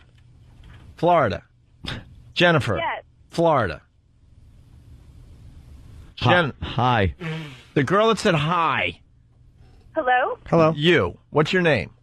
Jennifer? Of course it is. So... We're learning one thing about the name Jennifer today. Oh, my God. They're all Nothing but stupid. dummies. Nothing but dummies. They're all stupid. Can I tell you something? I didn't have much of an opinion about the name Jennifer until today. Now I, too, hate every Jennifer out there. When you take a bunch of calls from a bunch of Jennifers, you realize how truly stupid they are. What is she doing? Like the ones listening to the radio, this one doesn't answer her phone. You called. What makes you a good Jennifer? Yeah. What makes me a good Jennifer? I'm not stupid. That's number one. All right. There's nothing wrong with being stupid, though. No, but I'm not. I'm not stupid. We're looking for a girl that says, I'm not bitchy, I'm not going to take all your money. Really, I'm really not stupid. I mean, I wouldn't teach, All right. We get it. You're not stupid. Much. Yeah, you're not stupid. All right. What makes me a good Jennifer? That I'm nice. I tell you like it is. I shoot guns with my fiance. What do you mean you tell it like it is? You're a shoot from the hip gal? What? Shoot from the hip gal, are you? You tell it straight? What do you mean by I tell it like it is? Give an example. I just told you I wasn't stupid, didn't I? And that's telling it like it is? Yeah. Tough as nails she is. What do you excel in I hate that intellectually? expression. I tell it like it is. What does that mean? Yeah, like, where's an example of where you gave somebody some tough medicine? Yeah, give us an example where you didn't take any guff from anyone. I'm not taking guff from you, No, but you're not telling it like it is. Like, where's an example of where you really told someone like it is? Yeah. You gave them the business. Do you honestly think you're hanging with us? Are you kidding me? We're just tapping you around like you're a little kitten. Don't make us pull out the shovel. Now, what do you mean by you tell it like it is? Well, if you're really looking for nice Jennifers, right? Then and you're going to treat them like this, then you're not going to find them. Jennifer, I'm asking you very nicely. Like, what do you do to tell it like it is? Where's an example of where you really gave somebody the medicine? Right. I can't lie. You can't lie? Okay, where's an example of where you didn't lie and you gave someone a tough bit of information? You told it like it was. Do you understand if you're Jennifer calling this show, we're finally talking about this. If you're Jennifer calling this show, you're in a tough position to begin with. That's why there's an edginess to Anthony talking. You have to excel. You have to be better than any other girl's name. By saying I tell it like it is isn't going to help the situation. Tell it like it is. Why would you tell it any other way? This is the way it is. Tell it that way, you dummy. We need... Oh, no! Shut up, shut up, shut up. Oh, I'm covered. See your head come apart like that? All right. Well, we're still in search of a cool Jennifer. Your stories have to be like, all I wear is lingerie. Right. I work out all the time. I got the perfect body. They have to excel. They have to excel way above and beyond. And being just that female thing, the ultimate female thing. Mm-hmm. What does that mean? The search for a cool Jennifer. Your name Jennifer sucks. It sucks. On the Opie and Anthony Show. Shut up, and your name sucks. Well, we failed today, and I'm sorry about that. That's all right. I knew it would fail. Let's go to Syracuse. Anthony, what's up? Hey, I got a good cue of... Why the delay with everybody today? Oh, Why? You got a what? a good cue of the D. You got a good... All right, a cue of the D. Let's go. Yeah, okay. What gets longer when you pull it, fits possibly between a nice pair of boobs, and goes neatly in a slot. Okay, hold on. Longer when you pull it, fits nicely between boobs, and goes nicely in a slot. Yep. A hat. No? No. A Buick? Close. It's, of course, a trick cue of the D. Is this a trick cue of the day? Yep. All right, what's the answer? Seatbelt.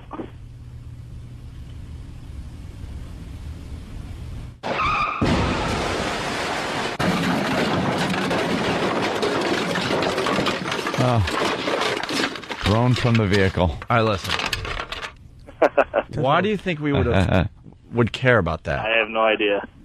Huh? Are you listening you're in Syracuse, right? Yeah. Isn't there like a hacky morning show that might suit you better? Anthony's suck too. Look at this. What? What happened? Oh yeah, Anthony. No, you don't. You're Cue good with though. a D. All right, bro. Thank you. Yeah. The beauty is like radio stations that'll actually do that and then make you sit through a break before they give you the trick answer. Yeah, we'll be back with the answer to the cue of the day. All right, it's Opie and Anthony. You're checking out the Opie and Anthony Show. Got an update there, Ant? Yeah. Should let everyone know because you were talking about it a couple hours ago, but Anthony had a very long weekend. He's still wearing his clothes from Saturday. So my Saturday clothes. But you changed your underwear. Yeah. I do that. It's clean. Trust me. But then why wouldn't you change the rest of your clothes? Because I had a pair of underwear with me from the Renaissance thing.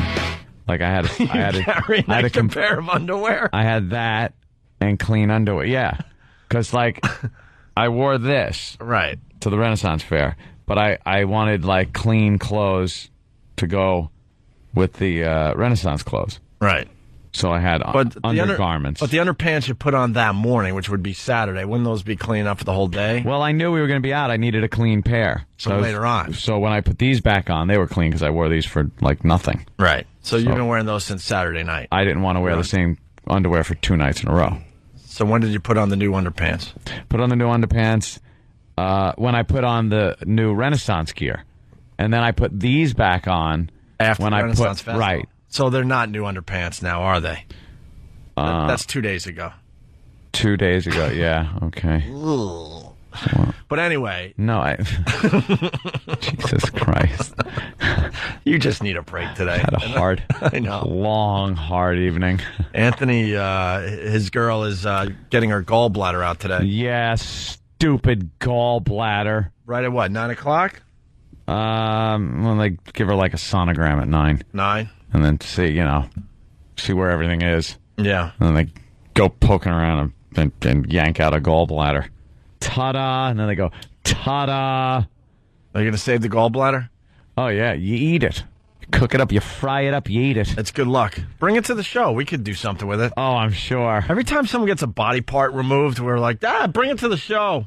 We should have a collection of just body parts. We'll do something with it. We'll figure something out. Make somebody wear it as a hat. Right. I think it's called a biohazard. I understand, but it didn't stop us back in the day now, did it? No. What if you could blow one up like a balloon? And then see at what point it pops. How about like we have a contest, see how much we could blow it up? Why does Jarod have something to show us? Well, he's leaving. It's his last day. Oh, is this Jared's last day? Yes. Cream Pie Jones. So anyway, that's wonderful. Oh, this is nice. Look, man. Oh, we're trying to get the gay out of the show. Why are you topless with pasties on? What's gay about that? What are they? Opie and Anthony pasties? Are those the new pasties? Oh, that's wonderful. There's an O and an A. So on his His breasts. It's one over each one of his nipples. There's a star and a silver star, one with an O, one with an A. Tracy brought in. Hold on, microphone. Yeah. Try that again. Tracy. No. Which mic is that? That's the guess. Look for idiot on the board. No, it might have been me, actually. All right, go ahead, Jared. Tracy brought them in, the PD here, and she thought it'd be a good idea, or everyone in the back office thought it'd be a good idea if I wore them and modeled them out for you guys. And why do you think they thought it would be a good idea for you to wear pasties? Because I'm a fat waste of life. All right, at least you know. At least you've learned well from this radio Wow. show. Yeah, it's your last day? Yeah, it's my last day for now. For now. Well, what do you mean for now? Do you think wait, perhaps... you mean you're coming back? Wait, perhaps... Are you thinking perhaps since you see people like Sam and Than and Danny and Travis that you may have a shot at a full-time gig here? Paid in full cash. Yeah, that was... Cash on the barrel head. That was the idea. Yeah, let me chop those dreams down right now. It ain't gonna happen. Why is he twirling around? He's doing a little pirouette. What are you doing? And a curtsy. He just curtsied. He looks good. It's cute. He's got the little Club Soda's jeans. directing him. Yeah. That homoerotic. It's like, now do the pirouette. Do what we worked on in the office. And where are you going back to? I'm going back to school, Syracuse. Syracuse. Mm-hmm. I think we'll miss Jarod. I think he did a very good job while he was here. He was, Who? This young man. Who? Young. What's his name? Who? Jerry. Who? Young Actually, boy. we'll remember you for about 2 weeks. You did a good job.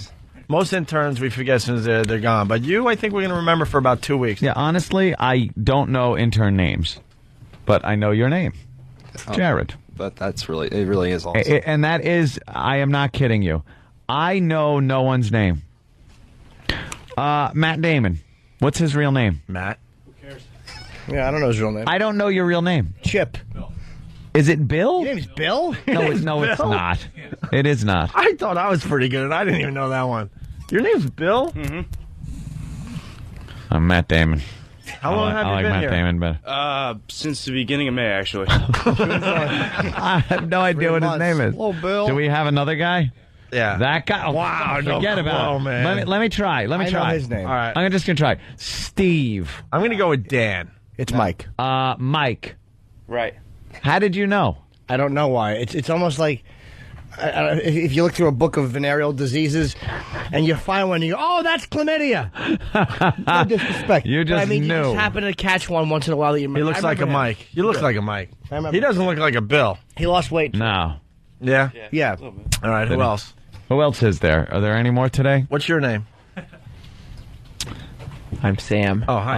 Oh, Sam. I thought I didn't even know. Yeah, I'm not an intern. He says he's got to explain things to us sometimes. I'm not an intern. He rolled his eyes. I go, who are you? Sam. Ah. All right. Yeah, this. So they're prepping for surgery right now. Mike. Okay, I remember that. Oh yeah. I'm just getting the update out there for everybody. Yes, they do a sonogram at 9, and of course I'll be out of here. Right. On my way, and then probably 8,000 hours after that, they might get things started. Kind of takes a while. When do you think they'll Hospital finally... time is very slow time. You enter this realm of slowness where you just sit there and say, when can we see the doctor? I'm not sure. It'll be a couple of minutes. And then, like, an hour and a half later, very shortly. Just hospital time, man. When you're in that situation, you think, all right, well, we're going to have a test done. Yeah. So you're thinking they're just preparing for the test.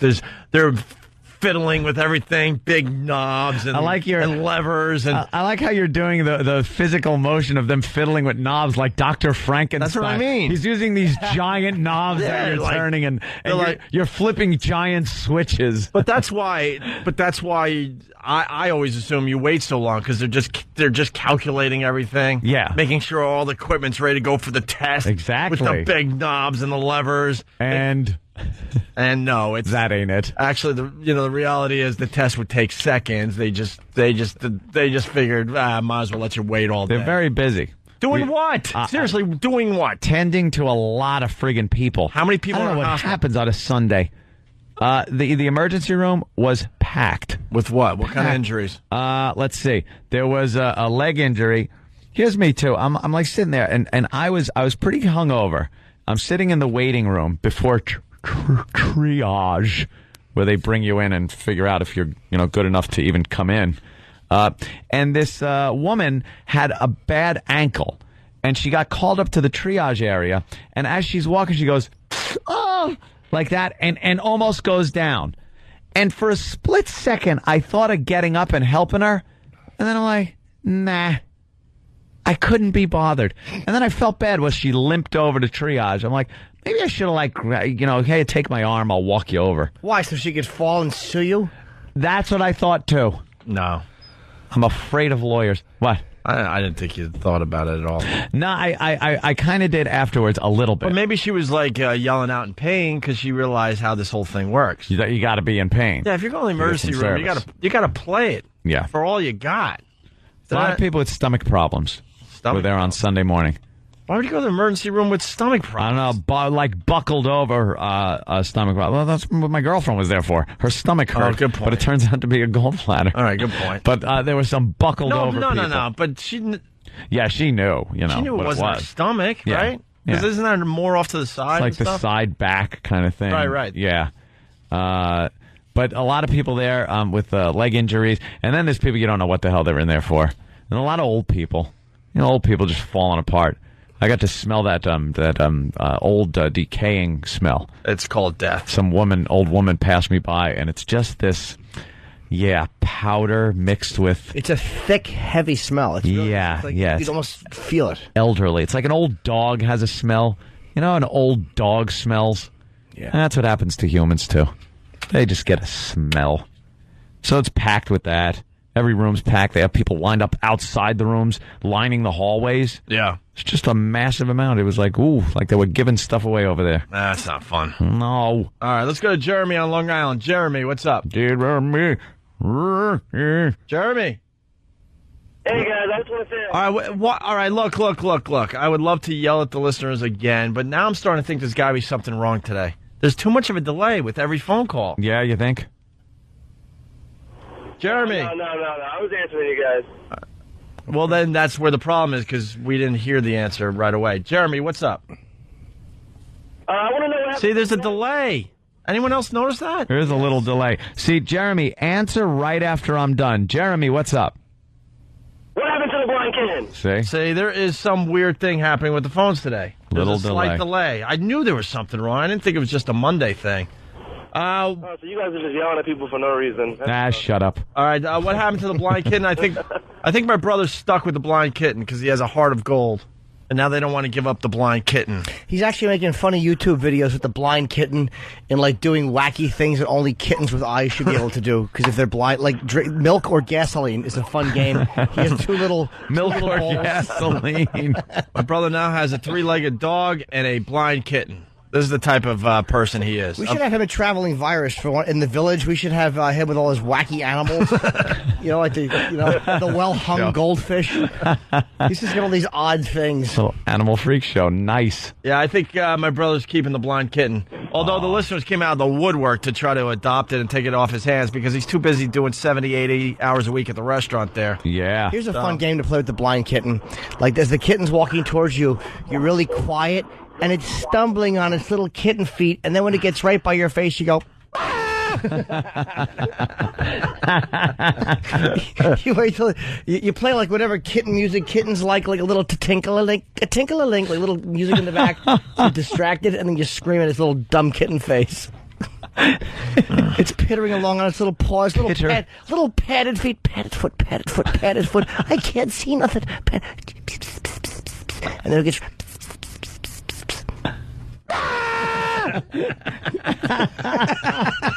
right in its face. And you watch it scamper backwards on his padded foot. Padded foot. If there's one animal that shouldn't be blind, it's cats. Oh, not a cat. Because they're skittish to begin with, man. Yeah. Poor thing. Oh, the poor little thing. And they like jumping on things, and he just can't jump. Where's he jumping to? Just a flat wall.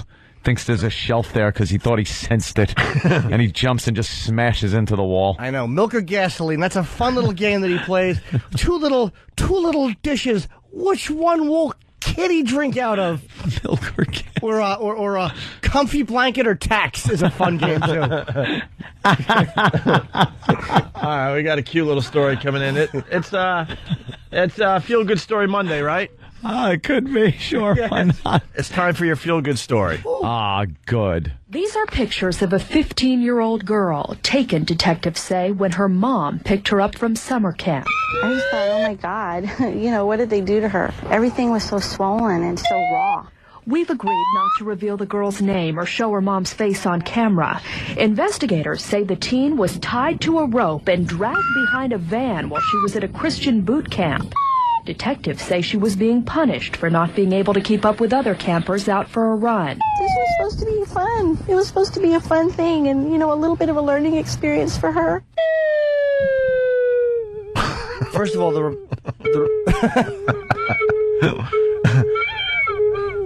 Anthony has broken out the boner whistle today. I like that. I had just the opposite reaction. I love the boner whistle. Did you? Yeah, the longer the story went, the happier I got.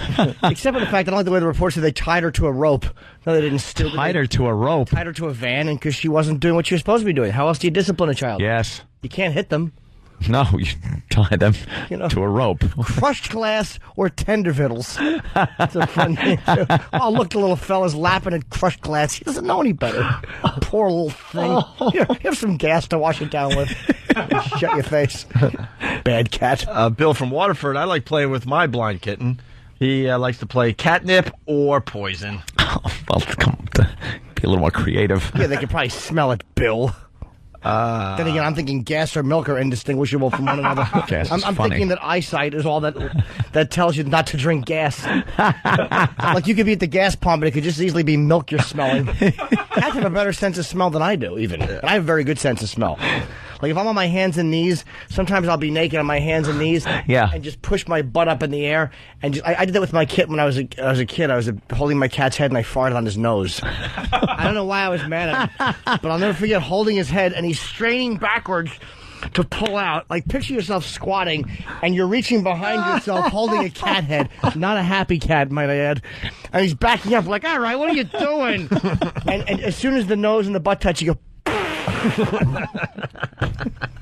He was not pleased. Oh, that is an unhappy little guy. He was not. He was just trying to. He was trying to back out because they can't use their hands to push your hands away. So no. He's using all four paws. And the cat was scrunching his face, so it's all wrinkly. He's pushing back, and I'm holding his head. It looked like he was wearing a cone around his face, and then he got a nose full of lesson.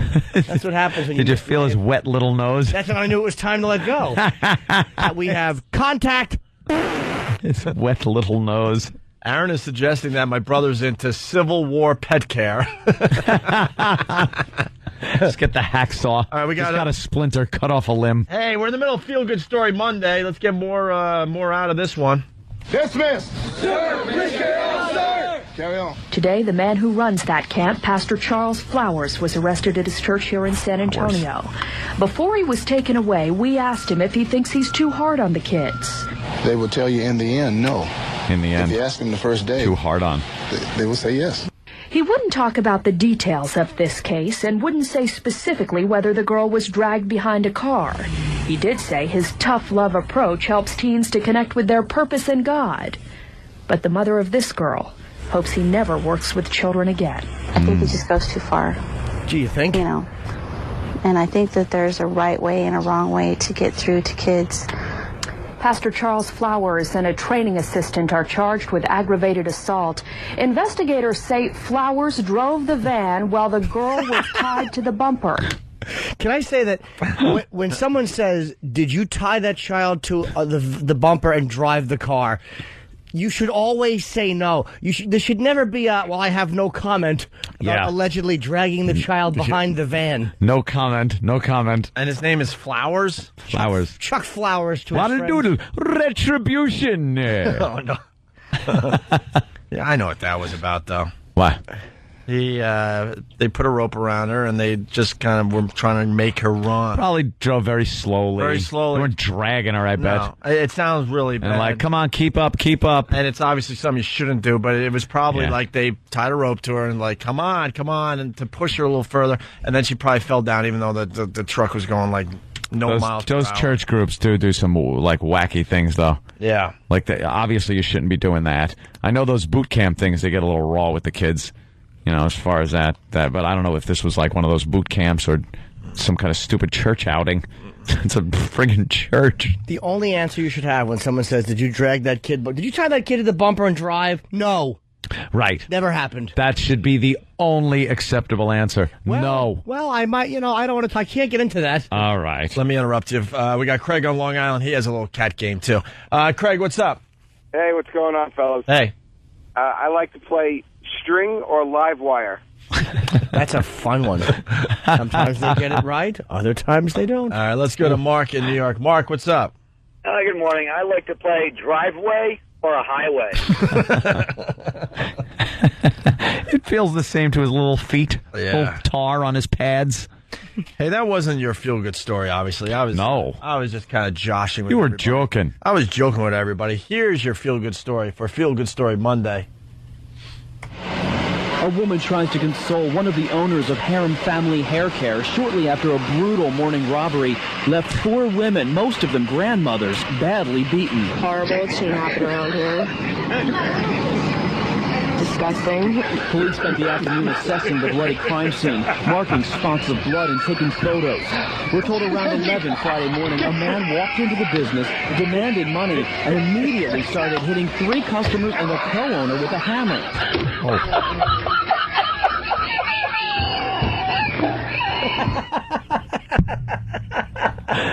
That one guy's laugh, he's going to need a cancer kazoo in like a month. Yeah, but that laugh is perfect. Oh, we love that guy. We got to meet him while we're down in Washington this weekend. Oh, yeah. That guy does rule. Jerry Kashuta's grandmother was getting her hair done. Well, I got home for lunch, and my grandfather rushed me out the door. He said something happened. There was a robbery. 3 customers and a co-owner were rushed to area hospitals. At least some had been beaten over the head. They called from the hospital, and she was awake and talking to them. Police later found the suspected getaway She's car awake and boring them. miles away in Wilkes-Barre. It's now locked up in a police garage. What a douche, though. What the hell are the old people going to do? Well, nothing. That's why. And she said her hair never looked No, so but good. I mean, no, that's the point I'm making. Why would you beat them with a hammer? What are they going to do to you? See, my take is, why wouldn't you? You just, you got to show them who's boss. Yeah, exactly. Throw into that stupid dryer. What? What'd he say? I don't know what they're thinking at that point. That's just a psychopath who probably wanted to beat people with a hammer anyway, and this was just a chance to do it. She wakes up. What? What's she speaking? Doctor, come here. Let me tell you about my grandchildren. Put her back in a medically induced coma. I want to hear about your grandkids. Old people's stories. I bet when he smashed her head, her charm bracelet wrists raced up to protect it. Chink-a-link-a-link-a-link of the charm bracelet. With all of her grandkids' names on each one. They're all 5 of them are just kind of peeking up as the hammer smashes down on that gray matted head. How awful. Her wig's all askew. Old lady wig. I hope one of the ladies didn't have that see-through cotton candy hairdo where they lost hair, so they tease it up, but you could see straight through it. Because that doesn't offer much protection. No. That hammer will, it's going to hit skull that's as thin as rolling paper. Jesus. A big old lady lump. All right, here we go. We got a couple things going. Thought it was a feel-good story. It is. There you go. After the break, we're doing... We have a special guest calling in. He wrote a book called The Charisma Creator. Yes. And it's a definitive handbook for building your social skill set. It seems like it's informative. It's funny. Yep. It's got some good advice on meeting girls. No, I think our audience is perfect for a book like this. I agree. I think the charisma creator will teach a lot of us how to get charisma. You know what I want to know? How did he get such knowledge to put into a book?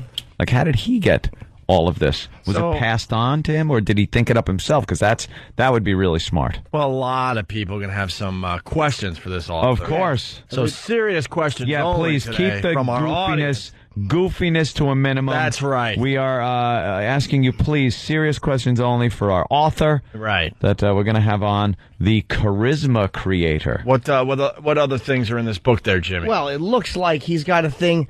There was a conversation he had with a woman on the train, which he kind of wrote down from memory about how he met her and he used humor.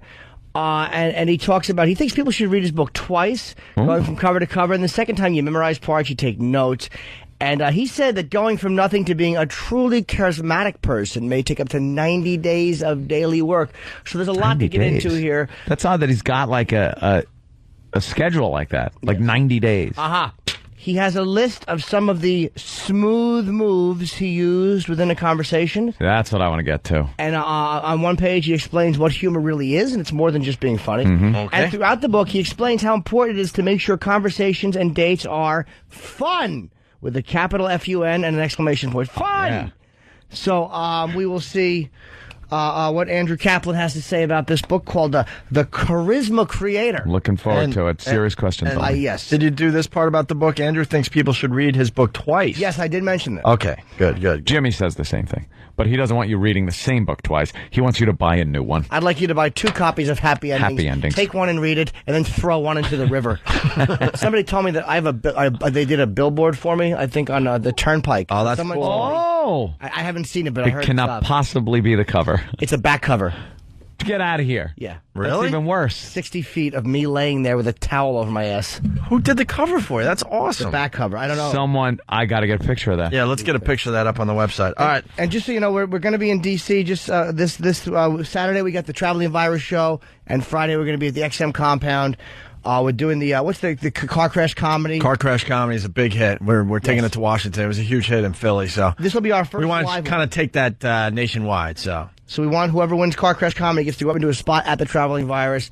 And there's a way to do it. You have to email live@xmradio.com. Put Opie and Anthony in the thing if you want to come. And for Car Crash Comedy, Sam@foundrymusic.com, and tell him you want to be a part of Car Crash Comedy. All right. Yeah, we're getting a live audience for our show on Friday. Yes. All right. When we get back, we'll talk to this author. Yes. Kaplan, yes. Remember, serious questions only. Yeah, please. On the Opie and Anthony Show. Yeah, let's get right into this. It's Opie and Anthony. On the phone, Andrew Kaplan.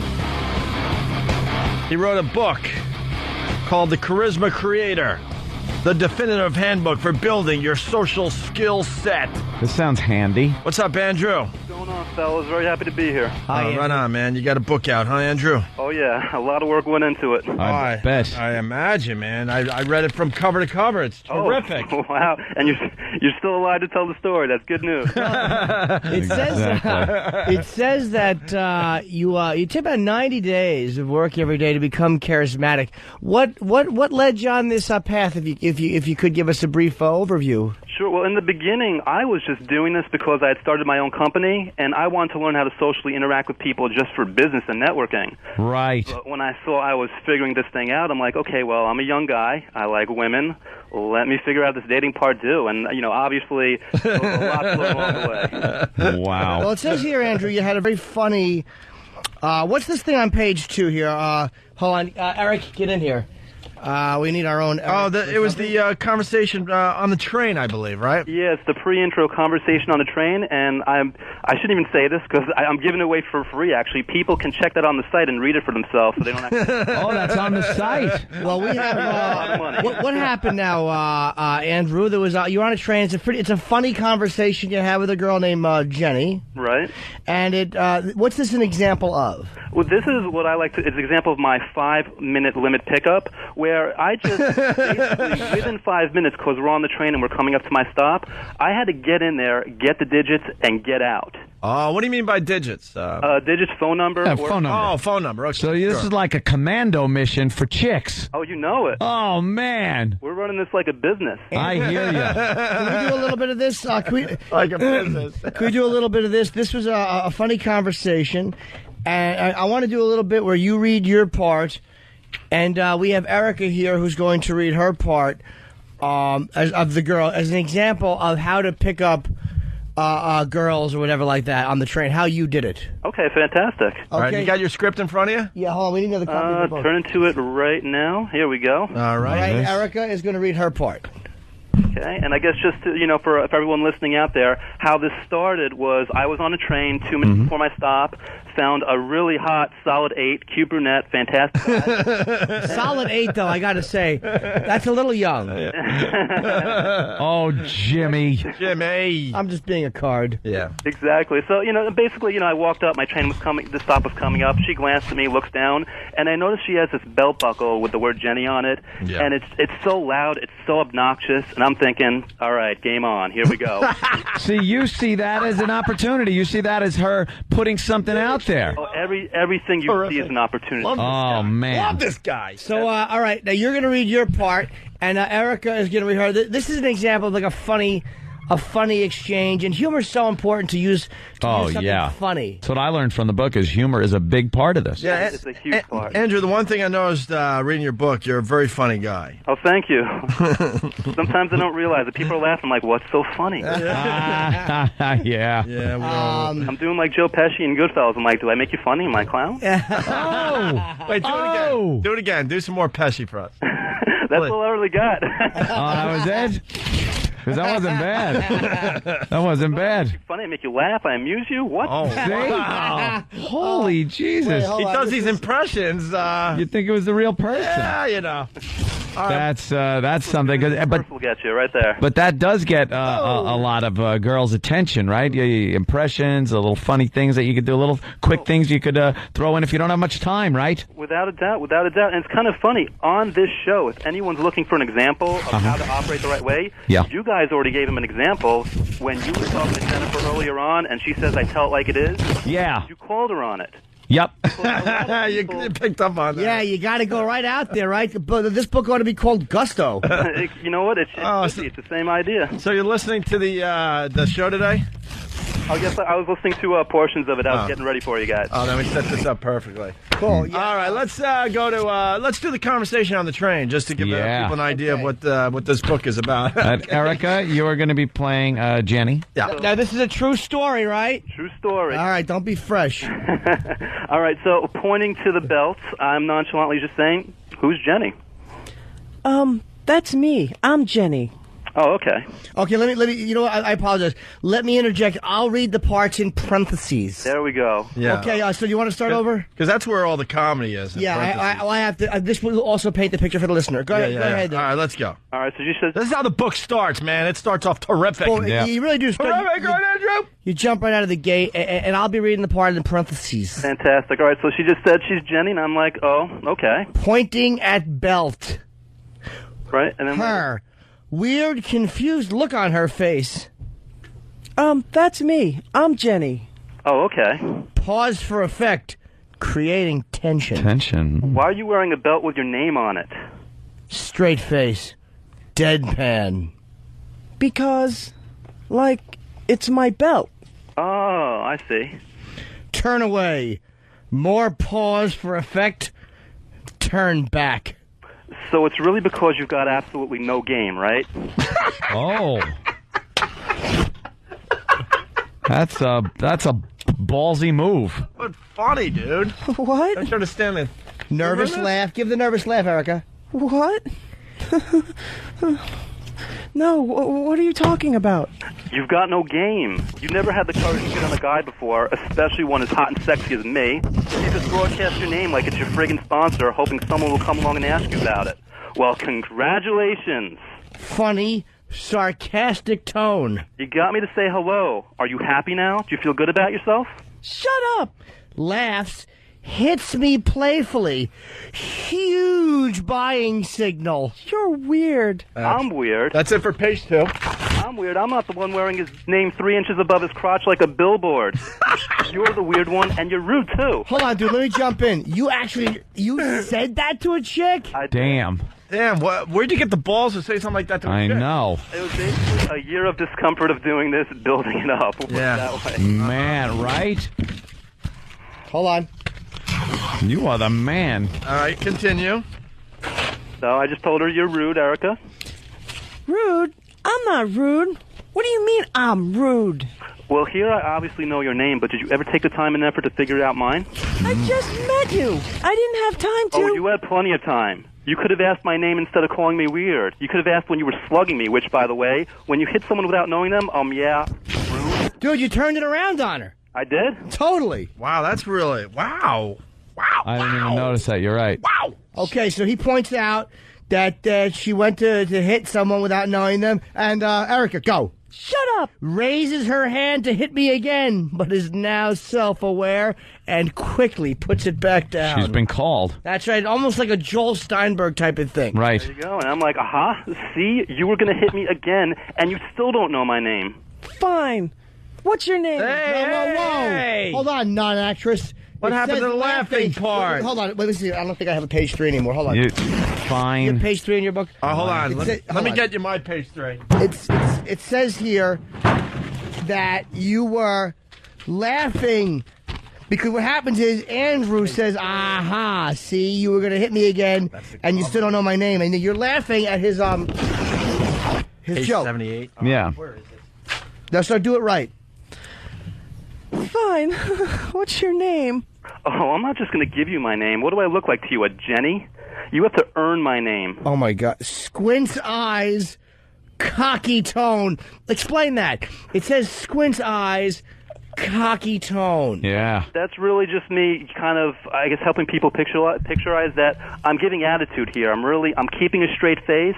Even though this is funny, it's a good back and forth, but, go-between. Because I'm keeping a straight face, it adds to the level of tension and humor. And, Andrew, you could get a broad doing that? Oh, yeah. Wow. Oh, hell yeah. It's kind of like how you do it. It's kind of like you're going, what do I look like to you, a Jenny? It's kind of like a Clint Eastwood meets Merv Griffin type thing. Yeah, I think I was thinking, Marlon Brando, something like that. Ah, Brando, sure. After 1980? All right, cool. All right, an inoculated arm in the train car. All right. Go ahead. I apologize for interrupting. Hold on. Yeah. Let me get the chapter 4 here. So what were we up to? Well, I just told Jenny she has to earn my name. Yeah, earn it with the squinty eyes and cocky tone. Jenny? What? How the hell do I do that? Handing her a pen. Your email and phone number right now, lady. I'm going to rush here. What? No. Hold on, let me explain. Rude and rude. Wait, let me jump in here and explain what do you say here. After she's like, what? Because she's been taken off guard by this alpha male approach. In parentheses, it says, expecting no doubt in my voice or body posture. No. Your info, my name. That's it. That's the deal. No. That's the end of page 3. Oh, yep. Okay, now she says, you know what? Trying to come up with something to say. Fine. Laughs, begins to write on the back of a business card I just handed her. Why didn't she laugh? What's that? Hold on, no. It says here, like, what happened is our actress is not doing this right. It says she laughs, and so there should be a laugh there. So read it the way it is, stupid. But there's nothing to laugh at. Gotta read it. Fine. Uh-oh. And starts writing. And I go, see, that wasn't so hard. And her, a pouty look. Come on. Let's see your pouty look. Pouty look. Oh, Okay. there it is. I felt the pouty look from here. It's all good. And then you do shit in her hand as train is coming to stop. I'm Andrew. It was very nice meeting you. What did you say your name was? Get out of here, Andrew. Stretches word out, annoyed but very amused. I'm Andrew. All right, listen. How does that work? So, yeah, seems like a whole crazy thing here. Yeah, explain how that worked. Well, basically the situation is this. Most women, if they're attractive to in the least bit, are literally hit on anywhere from 10 to 20 times a day. Right. Wow. And figure 99% of the guys doing it are doing it wrong. Right. They're doing some issue. Now, what's wrong with the way they're doing it? Well, hold on. You say something here which I thought was very interesting. What page, Jimmy? It was on page. I don't have a page 148. But you have a list, by the way, on page 206. Give us an example of some of the smooth moves you've used within a conversation. In the context of this conversation, smooth move number one, I use my surroundings. What's that? I use my surroundings. Because your environment a 2x4 is always providing you with opportunities. Like if you're behind a Planned Parenthood, you might make a stew joke. Anything that works for you guys. Anything. Yeah. Humor is important, right? It's always important, and you never hesitate, and you always make sure it's congruent with who you are. Congruent, good word. Could you give us an example, though, of some of the smooth moves that you've displayed here? Right, well, I use my surroundings, like I said. I was different because, like we were just talking about, who has... Boring. Who has the stones to walk up to a complete stranger, an attractive one, and tell her she's got no game? No one. Well, I'll tell you one thing. Like, if you're on the train... You might want to make like a Colin Ferguson-like remark. That's a good one, too. Or something like, hey, where are we going on this train? To Dachau? Train. Absolutely. If that fits in with your personality, train humor. And that's funny, obviously, you go with it. Sure. Train, you're not give an example of, I see what you're saying. Give us smooth, look at this, Andrew's smooth moves. What page? It's on page 206. Oh, boy. I wish I could read that. Give us an example here. It's gone. Well, besides being different, I also use what I like to call role reversal. Right. This sucks. Role reversal. Yeah, which again, it's another example, I guess, what you guys did for earlier. Yeah. Usually, we're in a role where if she's attractive, well, most guys are saying, okay, she's a goddess, I'm looking up to her. This is great iced tea. You got to flip the script. You got to make a situation where you're the attractive one, you're the one she's going after, you're the piece of meat. Act like wherever you are, that's the place to be. Let me ask you a question, because it seems to me like you've got this whole thing down. Is charisma something that you'd say, because a lot of people would feel that it's completely natural, and yet there's the other camp that would say, yeah, it's natural. I mean, are you kind of thinking that it's natural, or are you going to go like, no, it's probably only slightly natural? Well, the thing is, everybody is born that's not what I'm saying. Yeah, what I'm saying is, Andrew, please. Is there a connection between a personality and charisma, or is it something that you find, to use your word, congruent as time goes on? Oh, I think it's a connection that you build up. Andrew. You're listen closely. This is very important. Very important. Is there a connection between having a charisma and developing some of these skills from the very get-go? Now I heard you the third time. The answer is an emphatic yes. All right. Well, please don't just give it. You have to elaborate. You need more than a yes, there, Andrew. You're the author. You have to understand that in a situation like this, like I was saying, everybody is technically born charismatic. No. I'm not talking about people who are born charismatic. I'm talking about, you're completely missing the question here. Are people, could they become that way if, say, it's not like a natural inclination to force something like that? Oh, absolutely. No, go ahead. You talk. I'm sorry. He wasn't done with his question, Andrew. Yeah. No, that's cool. Yeah, absolutely. Anybody? All right, now go ahead. It's all about you. I mean, who am I? Just asking some questions. I'm trying to get to the bottom of this. Show, right? All right. Well, no. But I'm just trying to. I don't want to be hostile. I hear you. No. Yeah, no. Apparently, you don't hear me because you're answering the wrong question. It was a two-part question, Ed. Yes. What I'm saying is there a way to come from like not that background and then all of a sudden to turn it into something like that? Yes, there is. All right, go ahead now, right? Just feel free to jump in whenever you want to. I don't need to finish. Go ahead, answer. Go ahead. So apparently this is a big question for you to answer. Go ahead, go. Well, yeah, yes, you can come back from it. All you have to do come back from what? Well, from what? From being nothing, from being uncharismatic, from being uncomfortable around people, from feeling like you don't have the control on a date or a conversation. No, but I'm talking about the humor angle. Right. Like when you're talking about the smooth moves. We're completely on different pages here. Okay, so what do you mean in terms of the humor? That's exactly it. Like, should it be something that you start with as a natural charisma, or will the humor kind of come naturally to a person who doesn't normally have that? Oh, I mean, it's not... The second thing you just said. The humor will No, hold on! God, are you frustrating? Will you listen for I'm once? trying... Go ahead. You're a good writer, but you're not a good listener. Yeah, it's all about you. It should just be the Andrew Show. People call in and try to ask a question. All right. And you just talk about whatever you want to. Go ahead. It's all about you. Who was I to ask a question? Maybe we should just have you come in and we go home and you talk. Sorry about that, fellas. No, that's all right. It's about you. I mean, we don't know what we're doing. Now listen we just closely. Do this for a living. Listen closely. Now, what I'm saying is here on page... Listen closely. Here's the important question. Go ahead, Jimmy. Now, would you say that with the humor angle, is it more important to start with that, or should you more bring that home without having done something similar, like when you first started talking? And with the charisma thing, though, because that's the point Jimmy was really getting at, the charisma with the humor. Right. Is that an angle that is better suited for earlier in the process, later, midway? But without having had that normally as a part of it. Yeah. I got you. Yeah, you definitely do that with the humor. No, but that's not what I'm saying. What I'm saying is, should you start that way? Yeah, absolutely. Right. Okay, but that's not... Start with what? The humor. No, that wasn't even... No, you don't start with the humor. Jesus Christ. You never start with the humor. Well, where can people get your book? Create...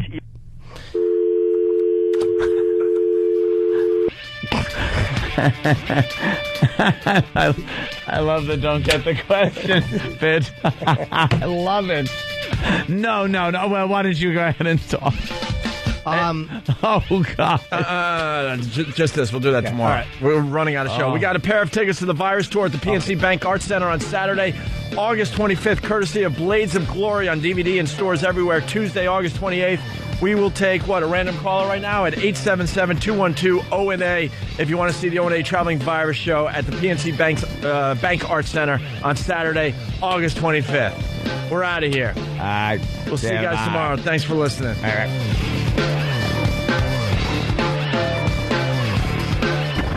The Anthony Show has not yet infected.